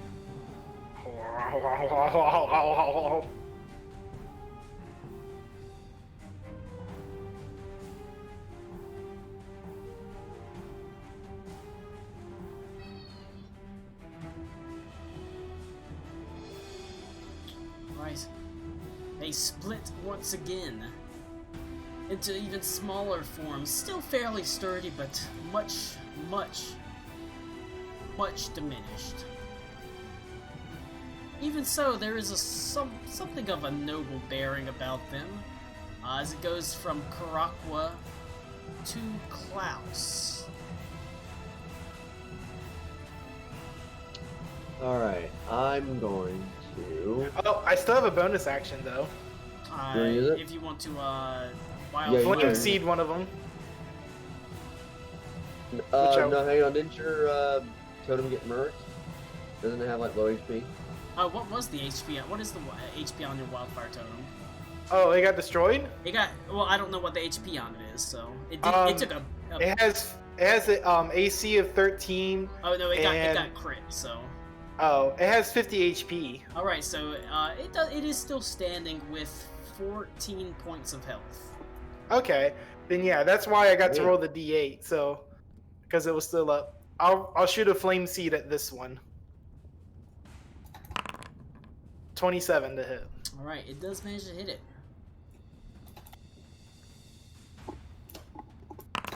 For 8 points of fire damage. Once again, the fire damage coming in helpful, as it does significantly more than fire damage than you would expect. And I move it this way, like this. Like this here.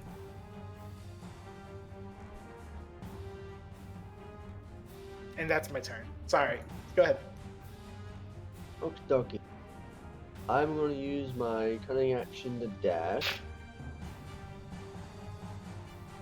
up here, but up here. But as I get like about here-ish, I want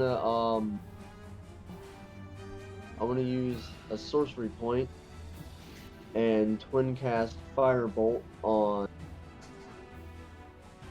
him and him. All right.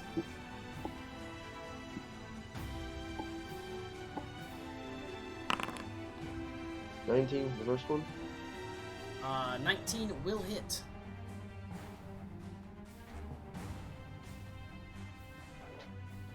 Why won't it let me roll damage too? I don't. Whatever. Nope, it's just not doing it at Yeah, all I for don't know anybody why. now. I don't know weird. why it doesn't. I could roll damage on my stuff. I don't know why it's not letting it for y'all. It's weird. Well, I guess the second one hits too, and I'll just roll damage, Yes, which is I've just been using the dice tray basically to roll D10. damage.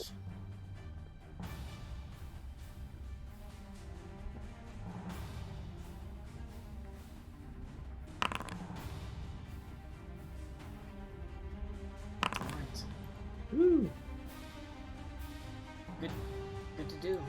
That finishes off this treant that was already damaged. It does significant damage to the treant in front of Rakwa as the flames lick up, sending like burning bits of wood flying in Karakwa's face. My favorite. Karakwa does love wood in his face. Burning is the key word. Mhm. I think wood's the key word. Baby, baby. Grinding wood. So, this is going to use the opportunity while I still can to use a legendary action of the Treant, technically. It is going to pick up a paving stone and throw it at Alec Cool. But it's That's not cool. not nearly as large of a paving stone as it was before, but it still throws it with the same sort of surprising strength and sort of accuracy as he did before. It's only going to be an 18 versus armor class, though. Nope, I got 20. Alright. Nice.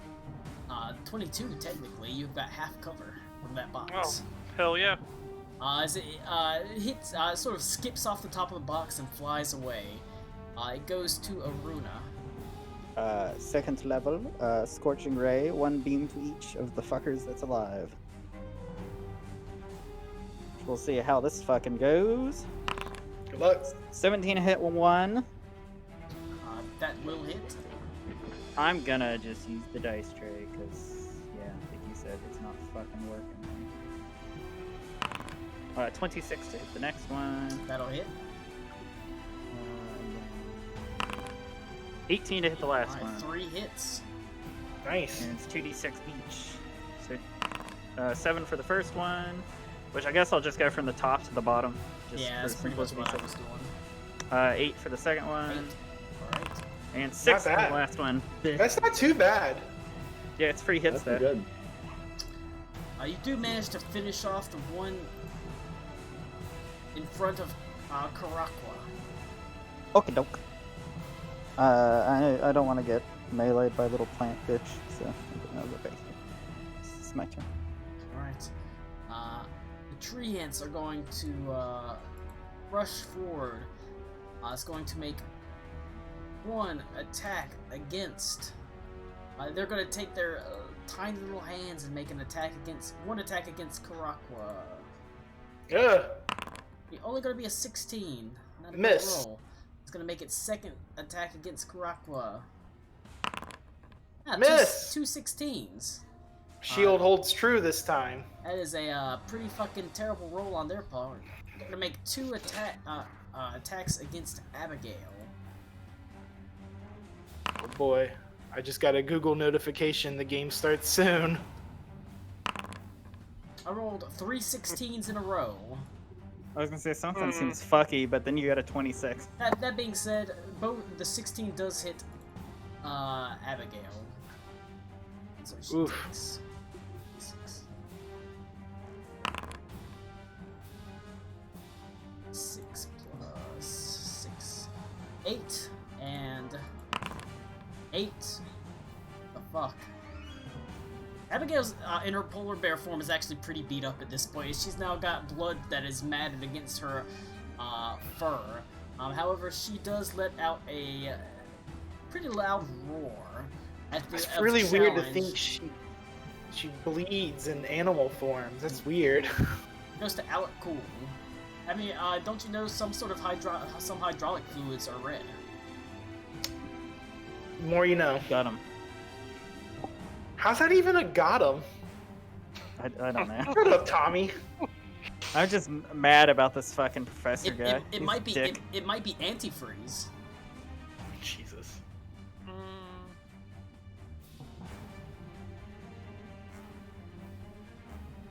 Why are all my cantrips fucking Constitution saving throws?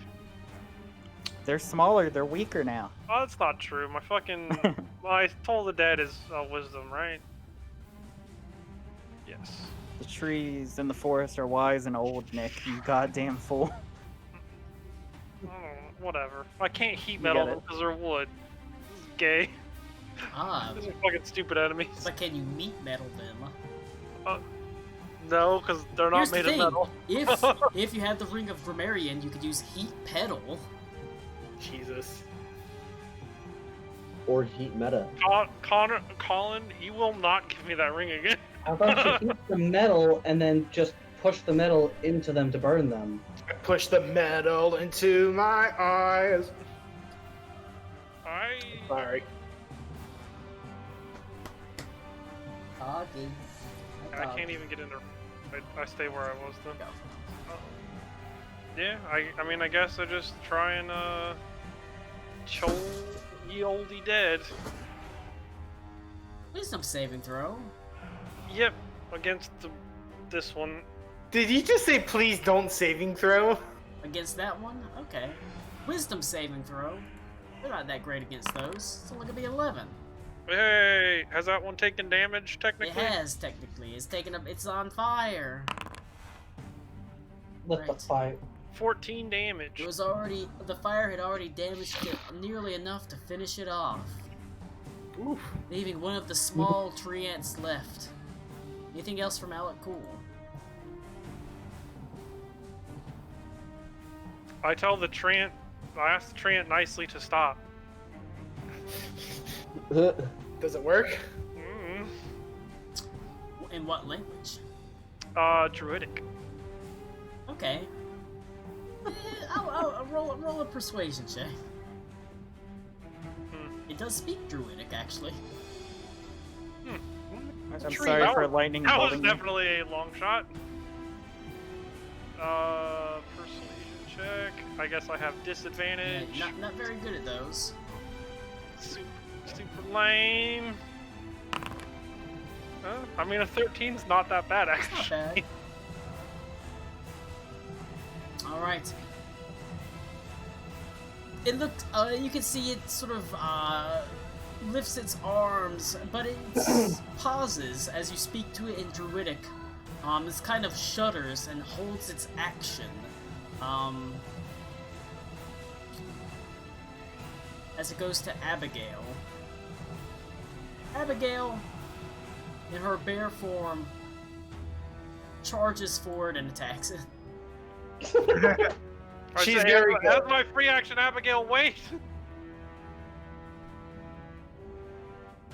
Grr, grr. Mechanical noises. Alright, Thank you. she's gonna hit a 22 on it.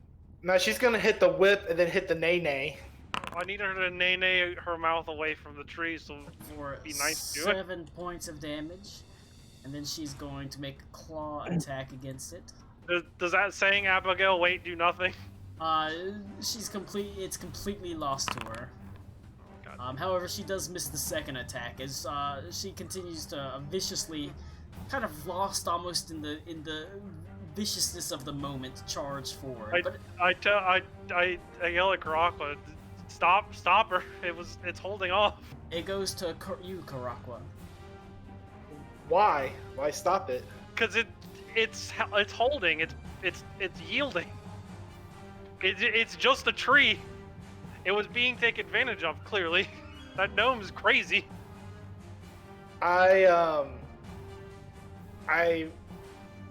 Do I see what Alakul sees, that the tree seems... It seemed to hold. You can make an insight check. Let's see.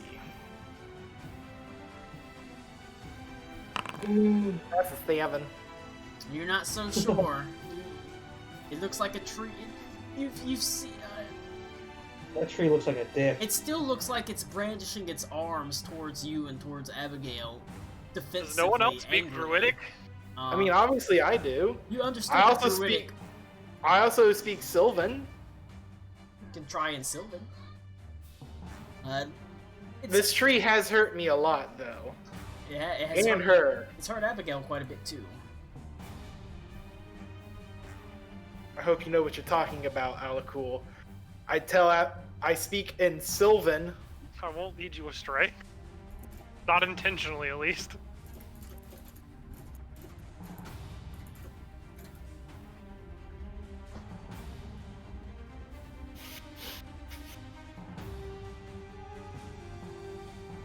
But Please take my apprentice. Spare me.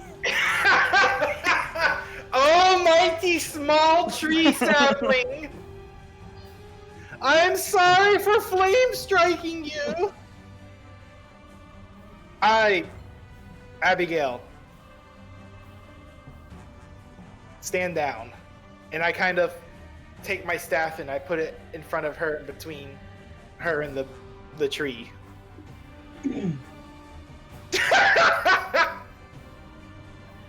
Was that a re?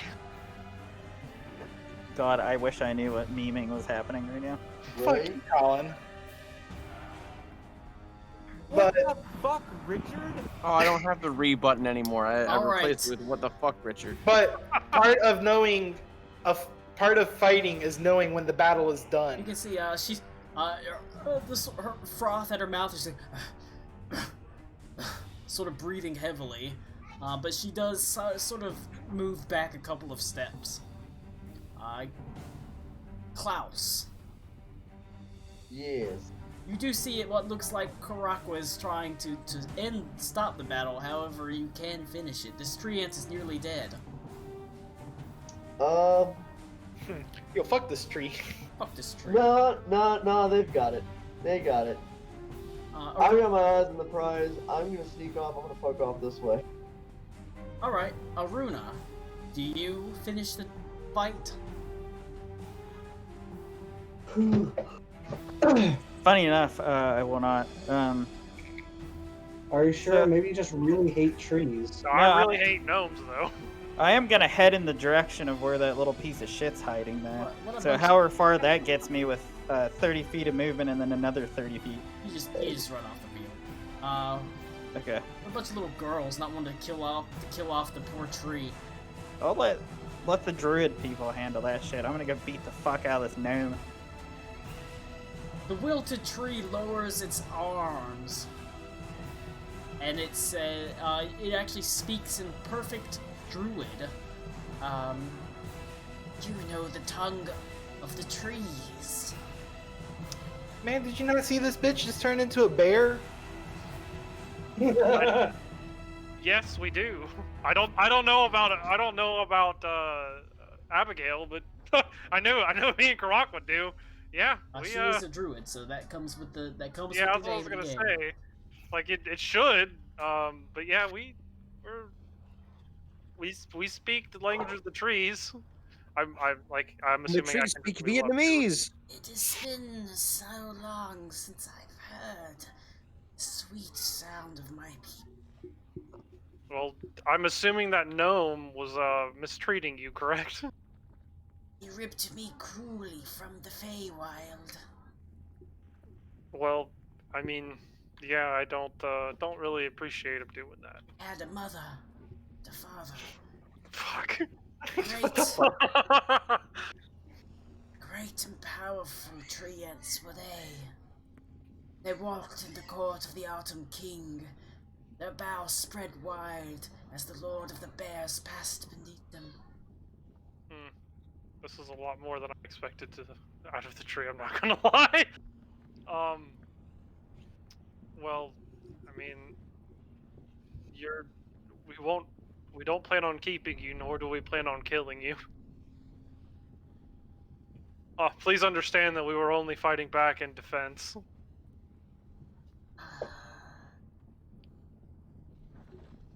It's so hard to tell friend from foe. Trust me, the gnome is a foe. This I isn't the felt first time his he's tried to kill us. Cruel scourge upon my bark, causing my sap to run freely as blood. That sounds like something he would do. Some of his crazy experiments. The tree ant turns around. It's got a heart carved on his ass. Fuck you.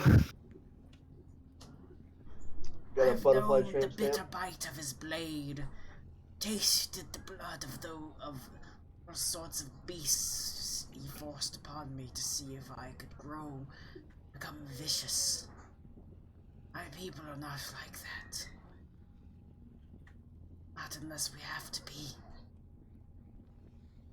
Well, I'm not gonna lie to you. There's a reason to fight, but not us, and not right now. There's a very big reason to fight in this town soon. And if you want to, you're more than welcome to assist the people of this town in doing so. But you're also more than welcome to go home. Yes. Home. Home. The twilight. is the summer court. Yes. Yes, I will go home, far away from this plane. Oh shit. Ah shit, here we go.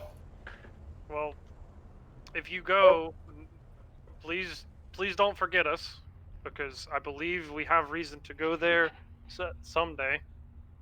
Trian. Sorry, go ahead.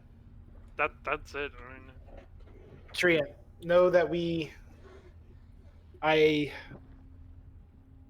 to echo the words that he has said, we attacked in self-defense seeing a man in trouble. Forgive us for that. For that gnome truly is a piece of shit. I will slowly make my way home. I'll grow Here. stronger. Do you have, as he said, you truly have no obligation to stay. But before you leave, if you would wish to stay a little longer, I can help you with your wounds that we have done. I can cast plant growth on you, and I believe that will help you on your way. Yes, it will take time for me to return. I will flourish, grow, and die on this plane and reawaken on my own. As is the cycle. As is the cycle, Druid. Do you wish to stay, or do you wish to leave now? All things must happen in their time.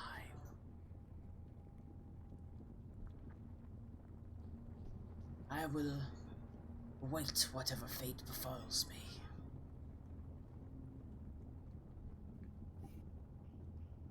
And it sort of lets its roots down.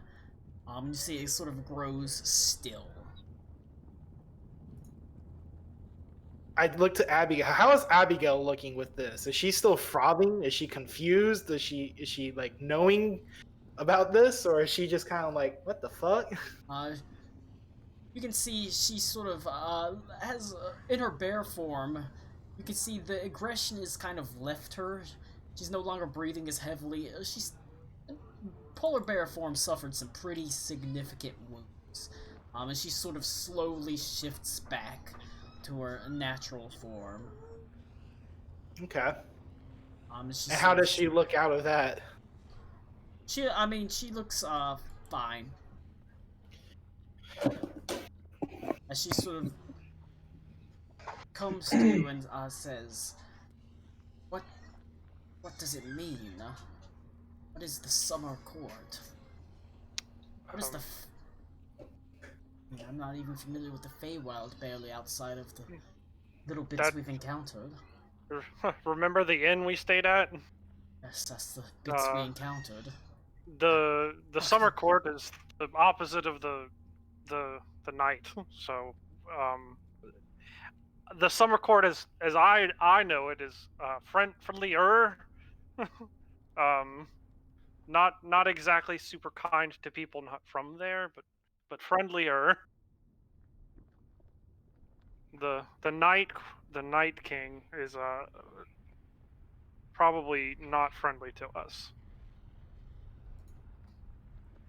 She looks almost like expectantly at you, Karakwa, as if expecting to hear a lesson.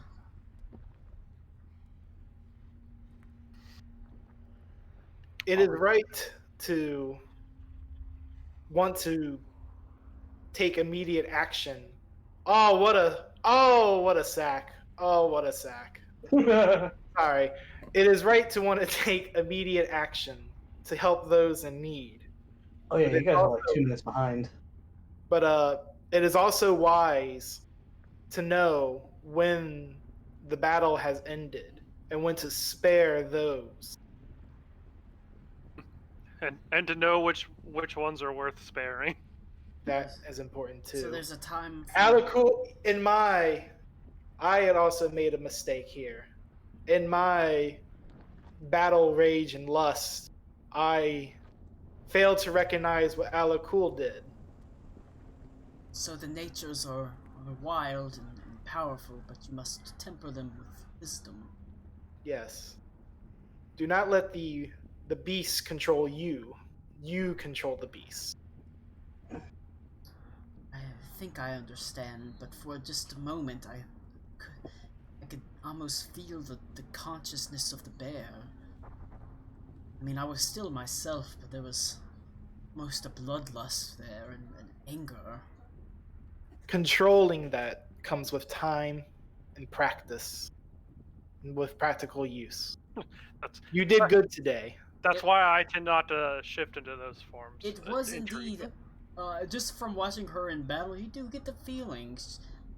And from the fact that she's had so much struggles with the actual spell casting part, but the ease with which she's transformed, she definitely seems to be of the circle of the moon, or at least have an affinity for it.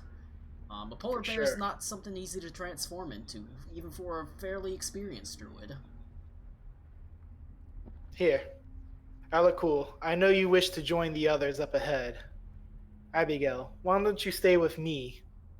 I will help you more, not just with your shaping, but learn from me and learning how to restore nature to what it is and what it can be. And I can use this to teach her plant growth and better spell. I was gonna say I can't do that kind of stuff, so that's all you, homie.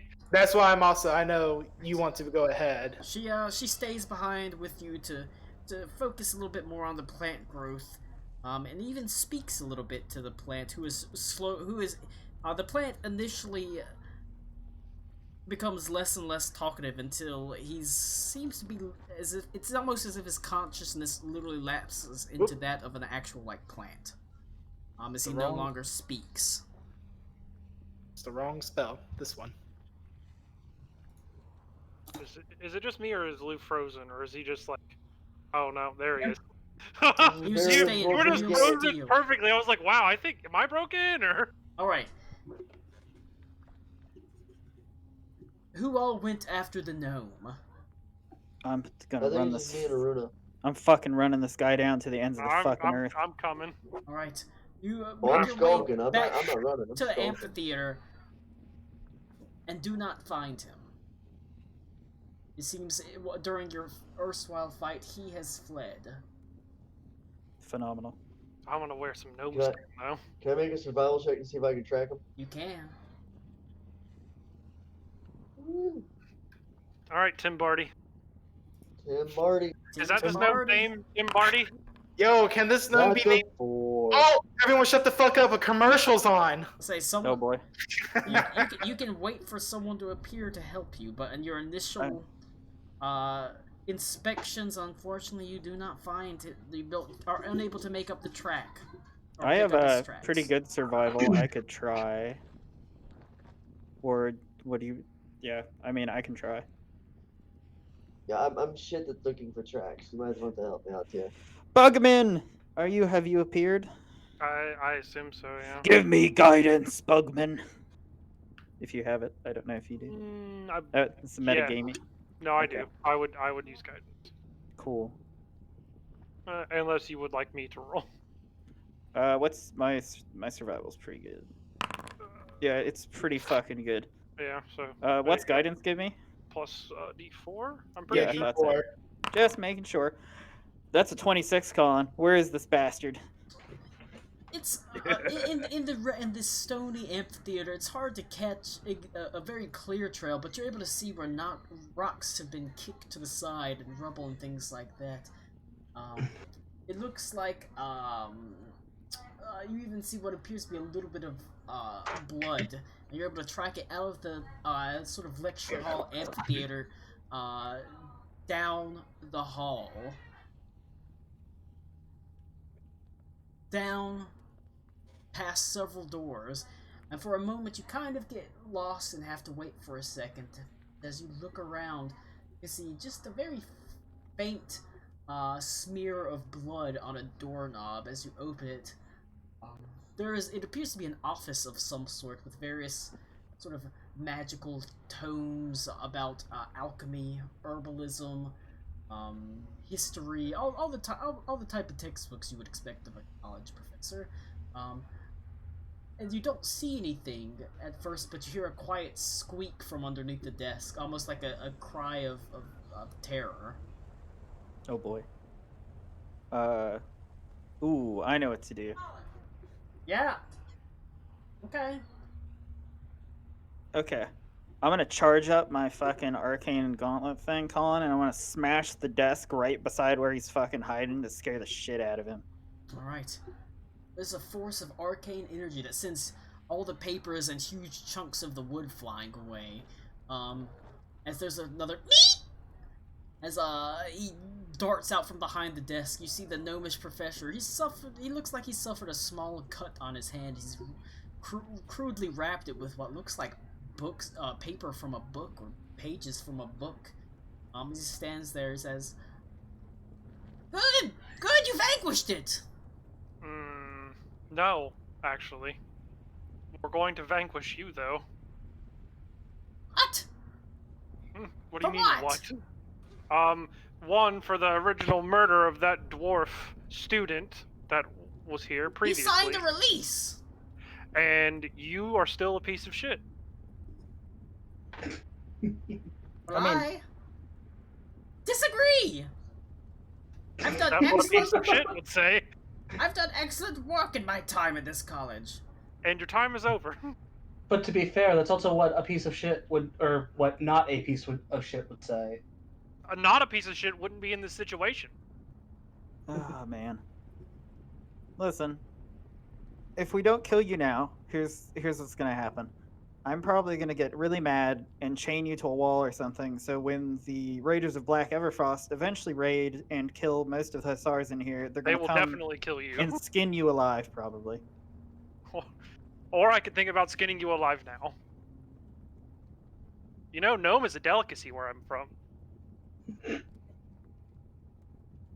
I don't think you want to kill me. I'm just a lonely gnome. Make a wisdom saving throw, Alakul.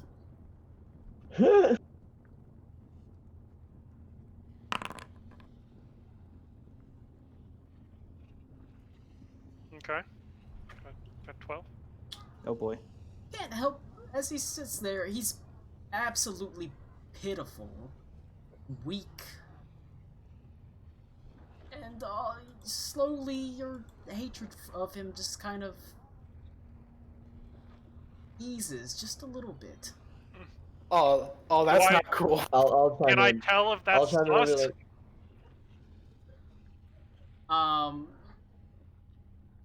Right, I mean, you failed the saving throw, so right now you just know that, you know, this gnome could actually probably be useful to you.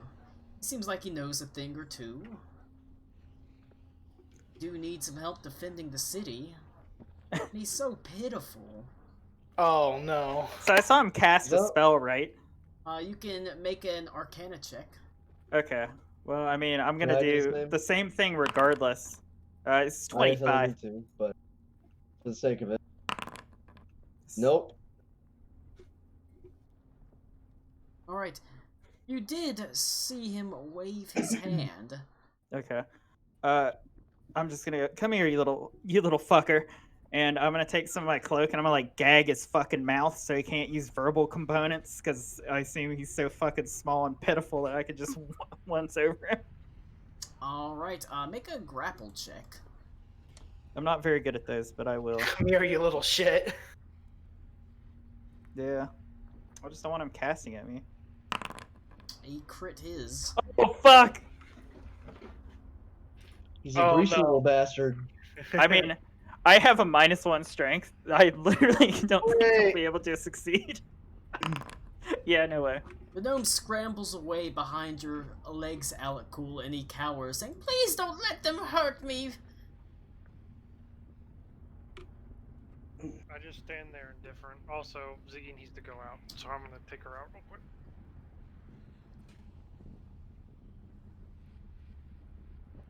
Alright, listen. Klaus, grab him if you can. Can I like? He's hiding between his legs or behind his legs? Yes, and Alec Cool. At this point, Alec Cool is convinced that he is a friend, just because that's the nature of charm. That's how charm works. Can I trick shot a thorn whip between his legs and drag that fucker out from between his legs? You can try. Yes. Awesome.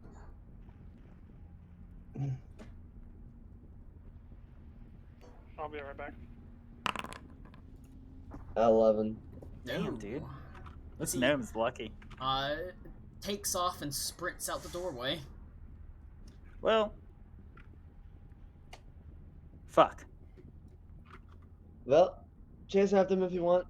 I'm looking for money, or things that can be turned quickly into money. Well, the And simple I'm gonna start looking at his desk for like drawers that have locks on them. Well, if he does run out the entrance, he'll run right past Karakwa and his very upset apprentice and the tree ant, so I think they'll catch him. Otherwise, he's hiding in here until he fucking dies. So. Good. Either way, he can't go far. Yeah, I'm robbing him blind of any arcane knowledge or trinkets or anything. Fuck, this slippery professor manages to slip away again. Yeah, God fucking damn. bad. With a Main villain. well-placed charm spell, a good Literally dodge, worse than and the then- Redeemer. And then, thanks to his pretty decent dexterity, a reasonable armor Yep. class. Unfortunately, Karakwa and Abigail, you never see him run past. Damn. That's It fine. doesn't seem like he goes that direction. He may very well embed himself within the college. There's lots of little nooks and crannies to hide, unfortunately.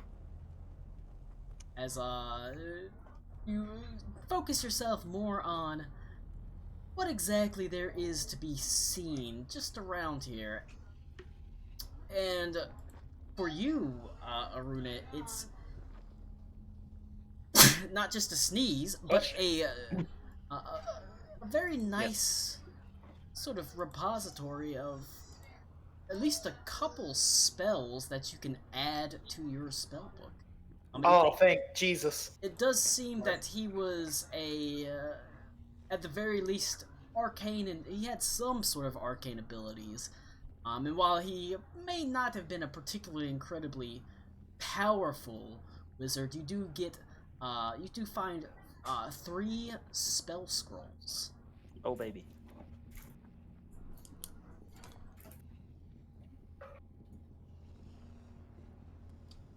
I just realized I forgot to add identify.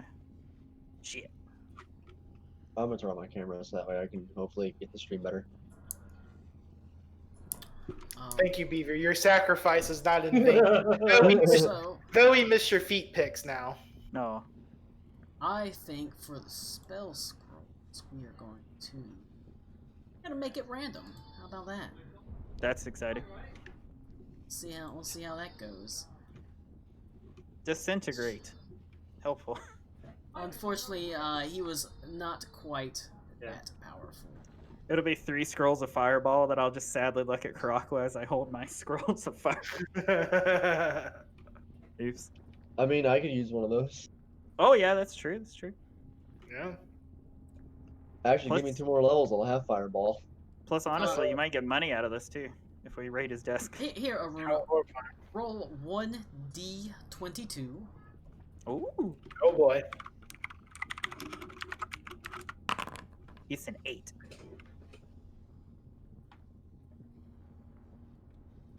Alright.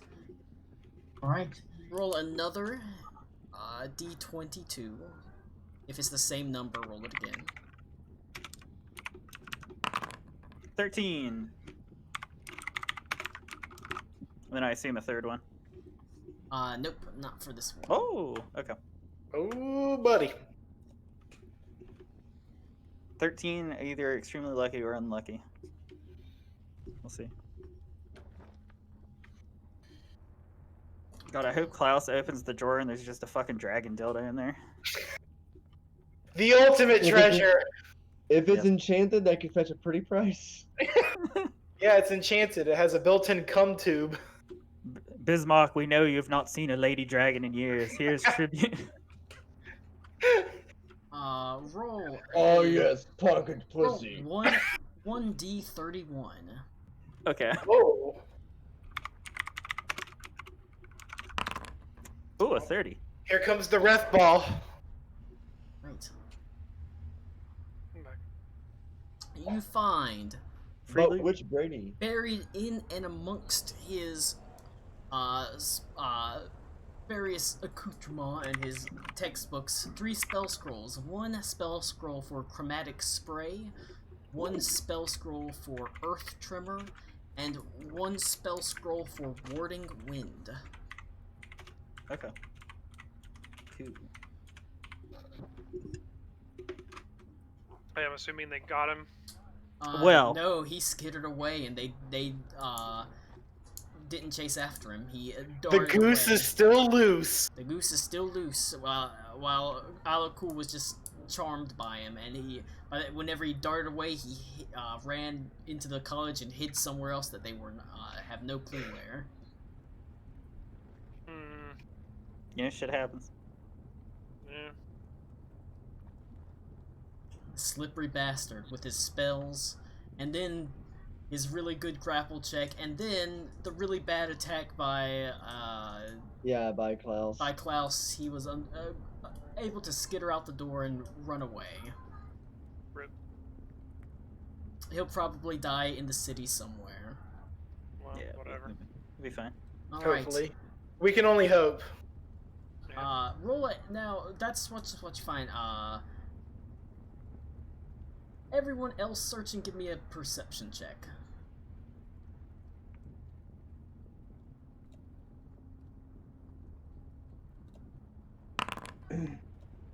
Wait, I got a 30. Jeez. I got an 18. Oh, pretty good. Pretty good. And I'm searching specifically for like locked drawers or any hidden compartments. You don't find any locked drawers, but whenever you pull out like the main drawer, like he would like sit behind. You know, like when they're in the chair, they got like the big front drawer they open, that sort of thing. Yeah. You can see it actually does not pull out quite as much as you would expect it to. Oh, this is interesting. It looks like there is probably some sort of secret compartment back there.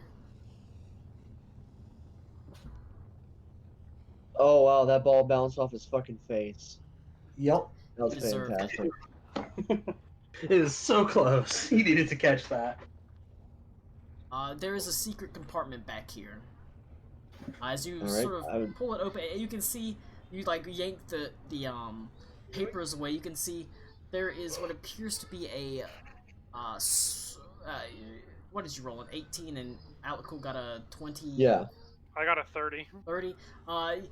You can see as Klaus reaches in, you don't see it, Klaus, but Alakul, you can see there are faint arcane runes that have been inscribed on the back of the desk, and they, as Klaus's hand gets close, they start to glow.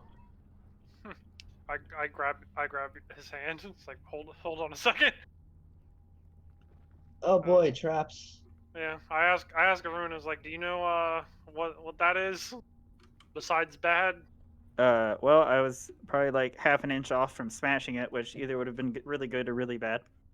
Yeah. Oh, look at it, I guess. Yeah. Those I'll kids are blame. playing. I assume an Arcana check will suffice, Colin. Yes. Oh, thank you. Or a detect magic, or identify, or Well, a 26 for the Arcana. for the Arcana, you know it's a magical trap. You know there's 2 on there. One appears to be abjuration, and one appears to be evocation. But beyond that, more specific, you'd have to cast Danger. identify. Okay. What about dispel magic? That is also useful. I mean, you could just do that. That would be. I don't have that option. Well, shockingly enough, I also don't. Does Karagwa? I'm not there. I know, Yes. but I'm asking the Bugman. He's teaching Abigail a life lesson. Yeah, well, he's more useful for his spells. Vel, a good life lesson is sometimes you have to steal shit to survive. I mean, we could like sit outside of the room and topple the desk or something and try to trigger it remotely. But I don't know if anything's in there worth it or if it would just blow up. It might just blow up, honestly. I use my earpiece like, hey, Karakwa, can we borrow you for a minute? Just a minute. Please. What's up? I need to dispel magic over here, buddy. All right, back in this this sort of square by the tree ant, you stand shoulder to the shoulder with Abigail. So, never hear the wolf cry to the blue corn moon? Look, if you're hearing the wolves cry, there's obviously a problem, okay? What? Hold on, what the fuck? Alico, what the fuck you want? A dispel magic would be really cool. That's all I'm saying. Aruna doesn't know dispel magic? I don't actually. No. Huh. You hear me in the background like it's a cell phone call in the car, and I'm like, if they see that little shit, drag his ass back here. Here, Abigail, continue what I've been showing you with the spell. Remember, when you speak the incantation, to focus the energy is on the roots here. I'll be back in just a moment. All right.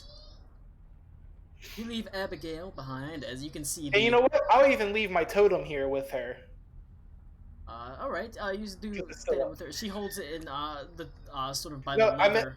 not my totem, but the totem spirit that I summon. She pets it on the ass and says, "Good job back there," and says, Jesus says, Christ. "Great job, team." You can see the whirls swirl about her as she, they're very gentle winds, however, as she tries to cast these spells as you turn and head back to their general area within the office. Okay. Give me a perception check real fast. Alright. Perception. Pretty good at these. That's a 15. That's not the worst. Oh boy. Come on, natural one, you little shit. Natural goddamn one. Alright. Yes. As you sort of turn the corner, you bump into the gnome, gnomish professor, who sort of squeaks nervously as he says, "Oh!" You! I instantly grab him. Make a grapple check. Throw his ass in the lava. Oh Please, boy. God. What is a grapple check? Is that It's athletics? It's an athletics. Oh, I'm not I very believe. great at those. That's a 12.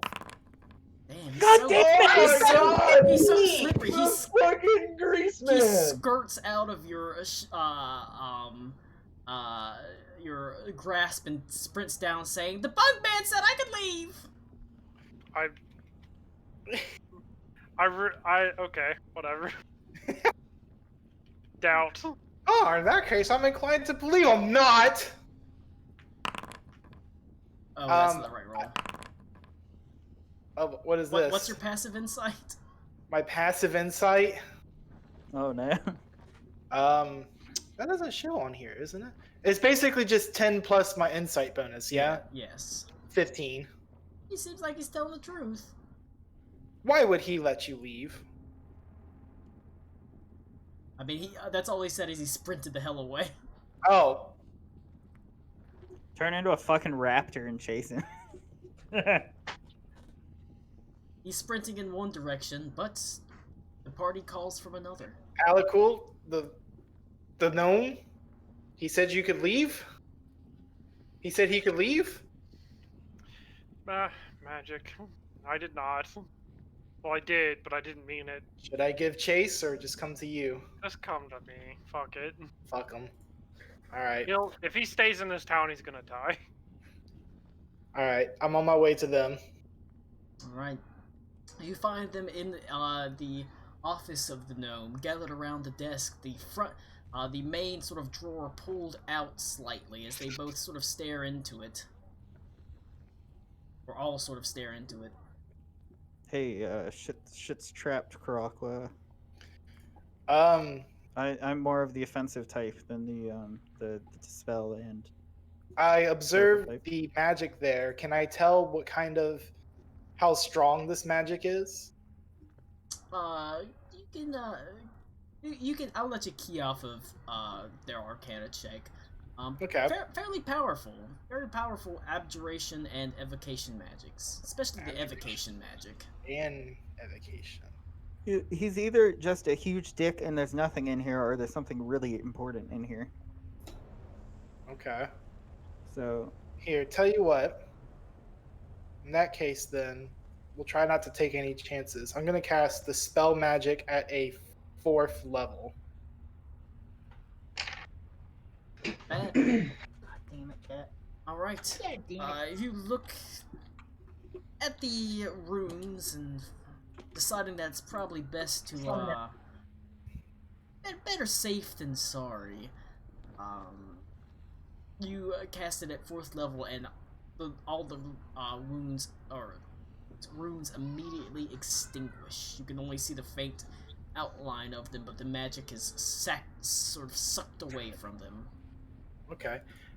Give me 10 seconds. The oven's done. I gotta take some out. I'll be right. That's okay. It's untrapped, so you're able to open. Yay! let Klaus do it in case his arm gets blown off. As you sort of push in the panel, you can see it lays down flat, and just in a tiny little area you do find appears to be a small magic wand. Interesting. I don't know if I want to pick it up. I mean, you've picked up worse things before, haven't you? True, as I pick it up. Alright, it's wand. It appears to be made of, it's very simple looking. It's not fancily adorned, it's just a plain wooden wand. Wow. Wow. Does anybody have identify? Yeah, we can do that, but I don't know if I want to fit in the. Damn, Shut up, for the next. We'll do it after we leave. Yeah, Let's okay. get anything else we can find and get the fuck out of here. Okay, I'm back. I'm sorry. Yeah, just scour the place for valuables, so forth and so on. So what was behind everything? It is a wand that I will identify at a later date when we're not sitting in the asshole's office. Sure. Because he might be going to release like a fucking werewolf or some shit from the basement. Sure. Is there like a? Would there be like a hidden door anywhere? Like any hidden rooms? Your perceptions did not show you any of that, so just the secret drawer. Your searches of the office did not reveal any secret doors or anything like that. Just the secret drawer. That being Fucking said, Tom Brady. you turn and you leave. Unfortunately, the slippery gnome managed to get away. Give us the slip once again. You don't see him as you pass out. There was a lot of opportunities to catch that guy, and each time he just managed to slip the hell out. Just like how Tom Brady slips his tongue into his son's mouth. So meanwhile, at the coal chute, Joseph Smoke. Oh shit! It's not too hard to find. The house of ill repute that you seek is surprisingly, despite its name as the coal chute, it's actually made of very sort of bright, light-colored granite. But almost written in almost like it looks like it's smeared in like black coal. It says the coal chute on top. You do see lights from within, and a couple of soldiers stagger out. Their face clearly reddened from inebriation, but you make your way in. Side, and there is a human woman, probably in her maybe mid-50s, slightly revealing low-cut dress, her hair done up, slightly red but with hints of gray all sort of smattering through it. Her lips probably a little bit too red from the lipstick, but she sort of smiles at you and says, "Welcome to the coal chute, darling. How can my ladies help you this evening?" These are trying times. Do you have anything exotic? Oh boy. Ooh. Well, of course. You have a specialty girl or two around. What do you mean by exotic? For some particular folks, exotic might just be being on the bottom instead of the top. You know what I'm saying? Exotic as in not from around here.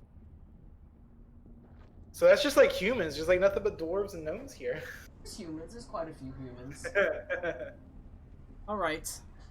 Roll a d22. Another D22. Oh boy.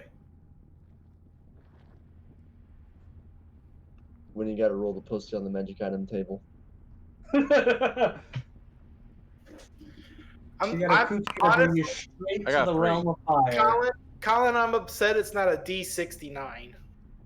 I don't have that many specialty ones.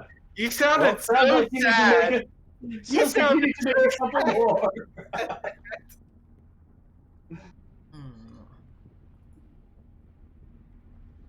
Well, there is something special.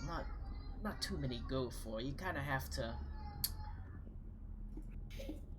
You kind of have to be willing to accept a little bit of pain. But with it comes oh so much pleasure. What is it? Speak plainly, woman. We do have ourselves a succubus. Oh shit. Alright, that seems Oh, interesting. a literal semen demon. Do it. Do it. That works for me. You'd be happy to know she's quite tame.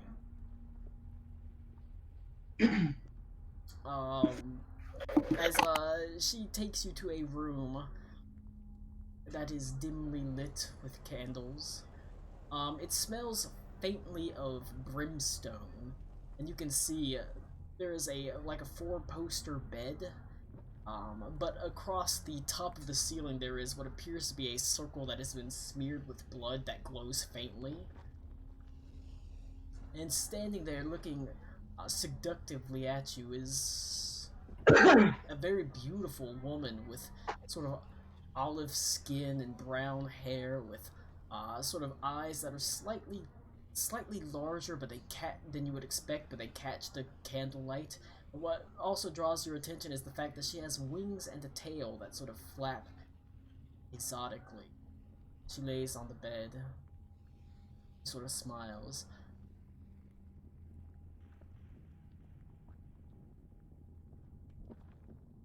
That's something special. As she sort of sits up, you can smell an ASMR from a mile away. Granted, I could smell you too. Please, keep talking. I take a deep whiff in, I go, lilacs.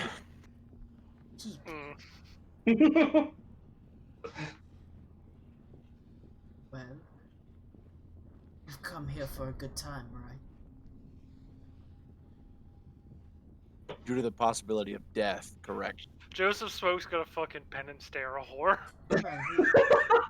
Alright, miss, thank you for your services. We all have to. And you are no longer required. Please don't do that. We all have to die, don't we? There's no reason we can't enjoy the time we've got left. Oh, I can make you enjoy. Make a wisdom saving throw.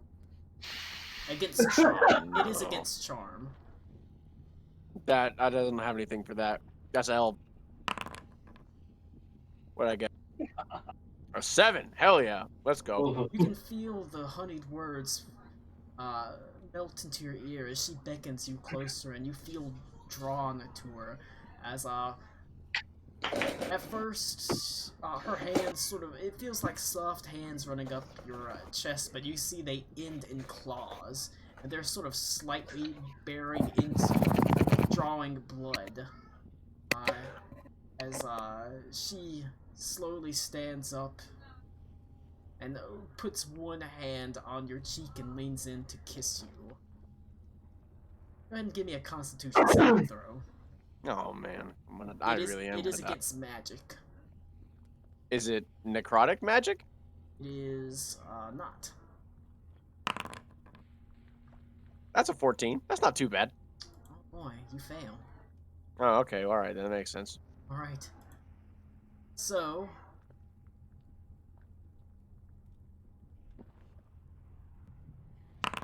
take 25 points of psychic damage as she pushes you on the bed and begins, but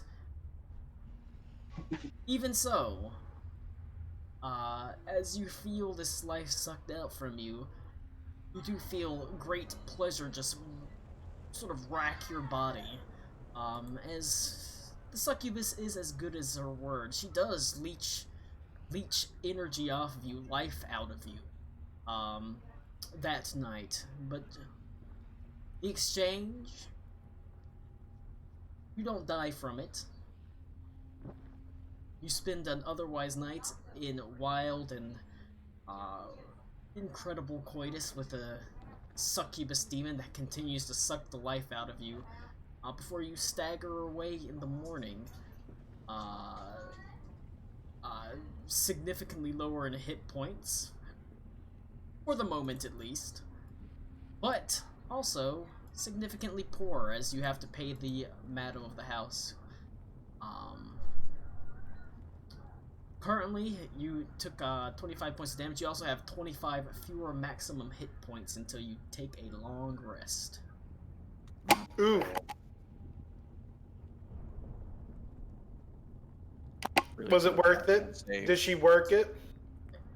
It also was an expense. Put your hand down, put it in reverse it. The specialty woman was also quite expensive at 8 gold pieces. It's not terrible. I mean, that's a lot for a night with a woman. Have you ever seen a? You ever seen a woman that's like- before? It's like $100, right? What is 8 gold in inflation and in a different fucking kind of a non-gold standard? Nah, Beaver. He didn't do inflation. He got a succubus. Yeah, Nah. you got exflation. 8 gold pieces is like enough to rent a couple of really, really, really nice hotel rooms for a couple days. Oh, so that's like 600-800 right there. Doesn't Yeah. matter. Had sex. Doesn't matter. Had sex. Put a got bag soul, on my head. Got soul drained. You stagger away. A dreamy look on your face. Yeah. Fine. Okay. The kids are outside your door listening to the succubus sex dream. Basically. You all reconvene as you actually all make your way back to the Steamworks. Reed is already there, having been brewing tea this whole time.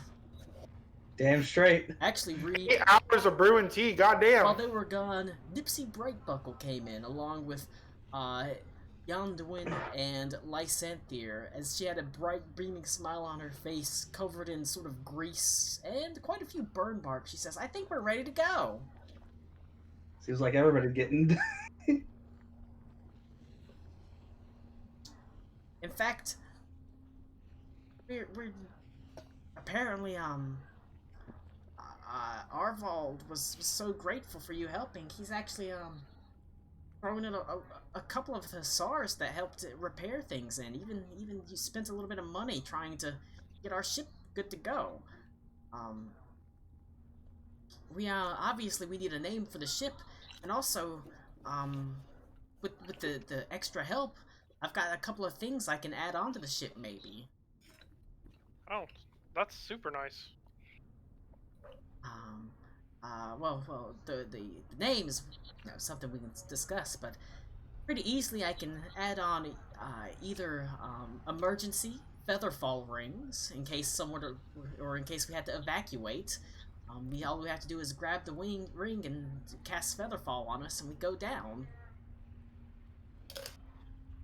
There's a navigator's basic table, which, you know, I guess it's like a map, but it's able to you're able to well, it's like a table and it's got a map on it, and you're able to basically form it up almost like a minor illusion.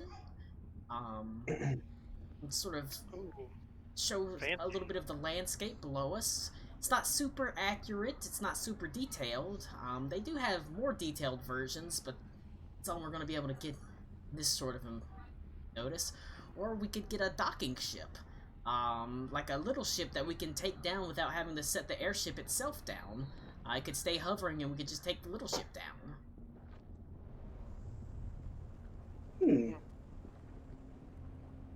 I think the rings would be the best. Safety is priority.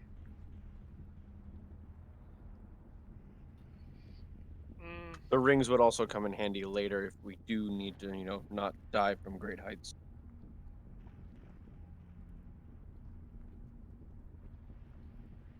True, but if we don't have the navigation table, we will be winging it as far as where we eventually choose to go. I mean, south is a direction, but goddamn stream froze. I have a vague idea, but a better map would be nice. It's a pretty good map. Also, it's a map that you don't have to like hold up to everyone. It's a minor illusion, so everybody can go and stand around the table and look at it instead of you having to like open your maps or your books or things like that. We basically got a GPS map. Like I said, well, not quite. It is a navigator's basic table, so it's not super detailed, but you are able to sort of get the landscape and show maps to where everybody can see it and say, well, what do we want to do?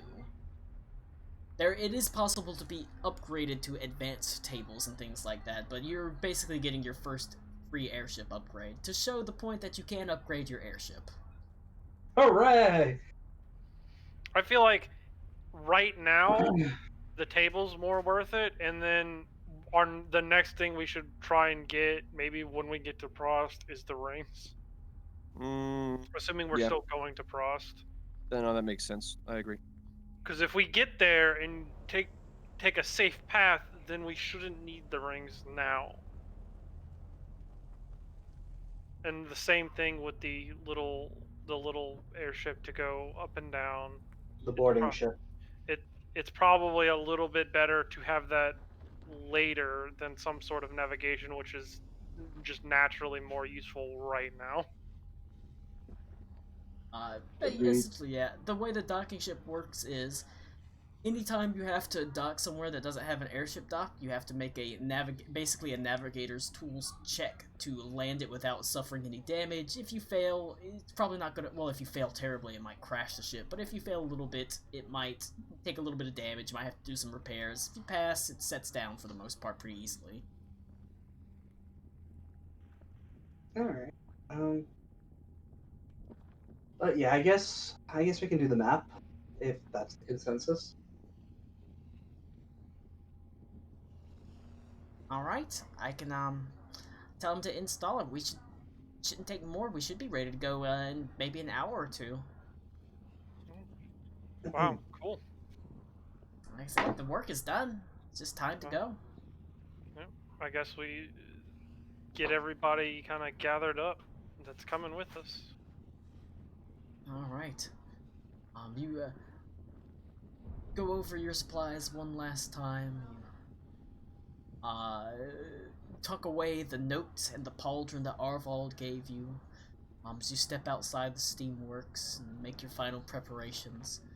Ito is there. He says, "I love the Ile de Royhan," and walks awkwardly to the airship docks.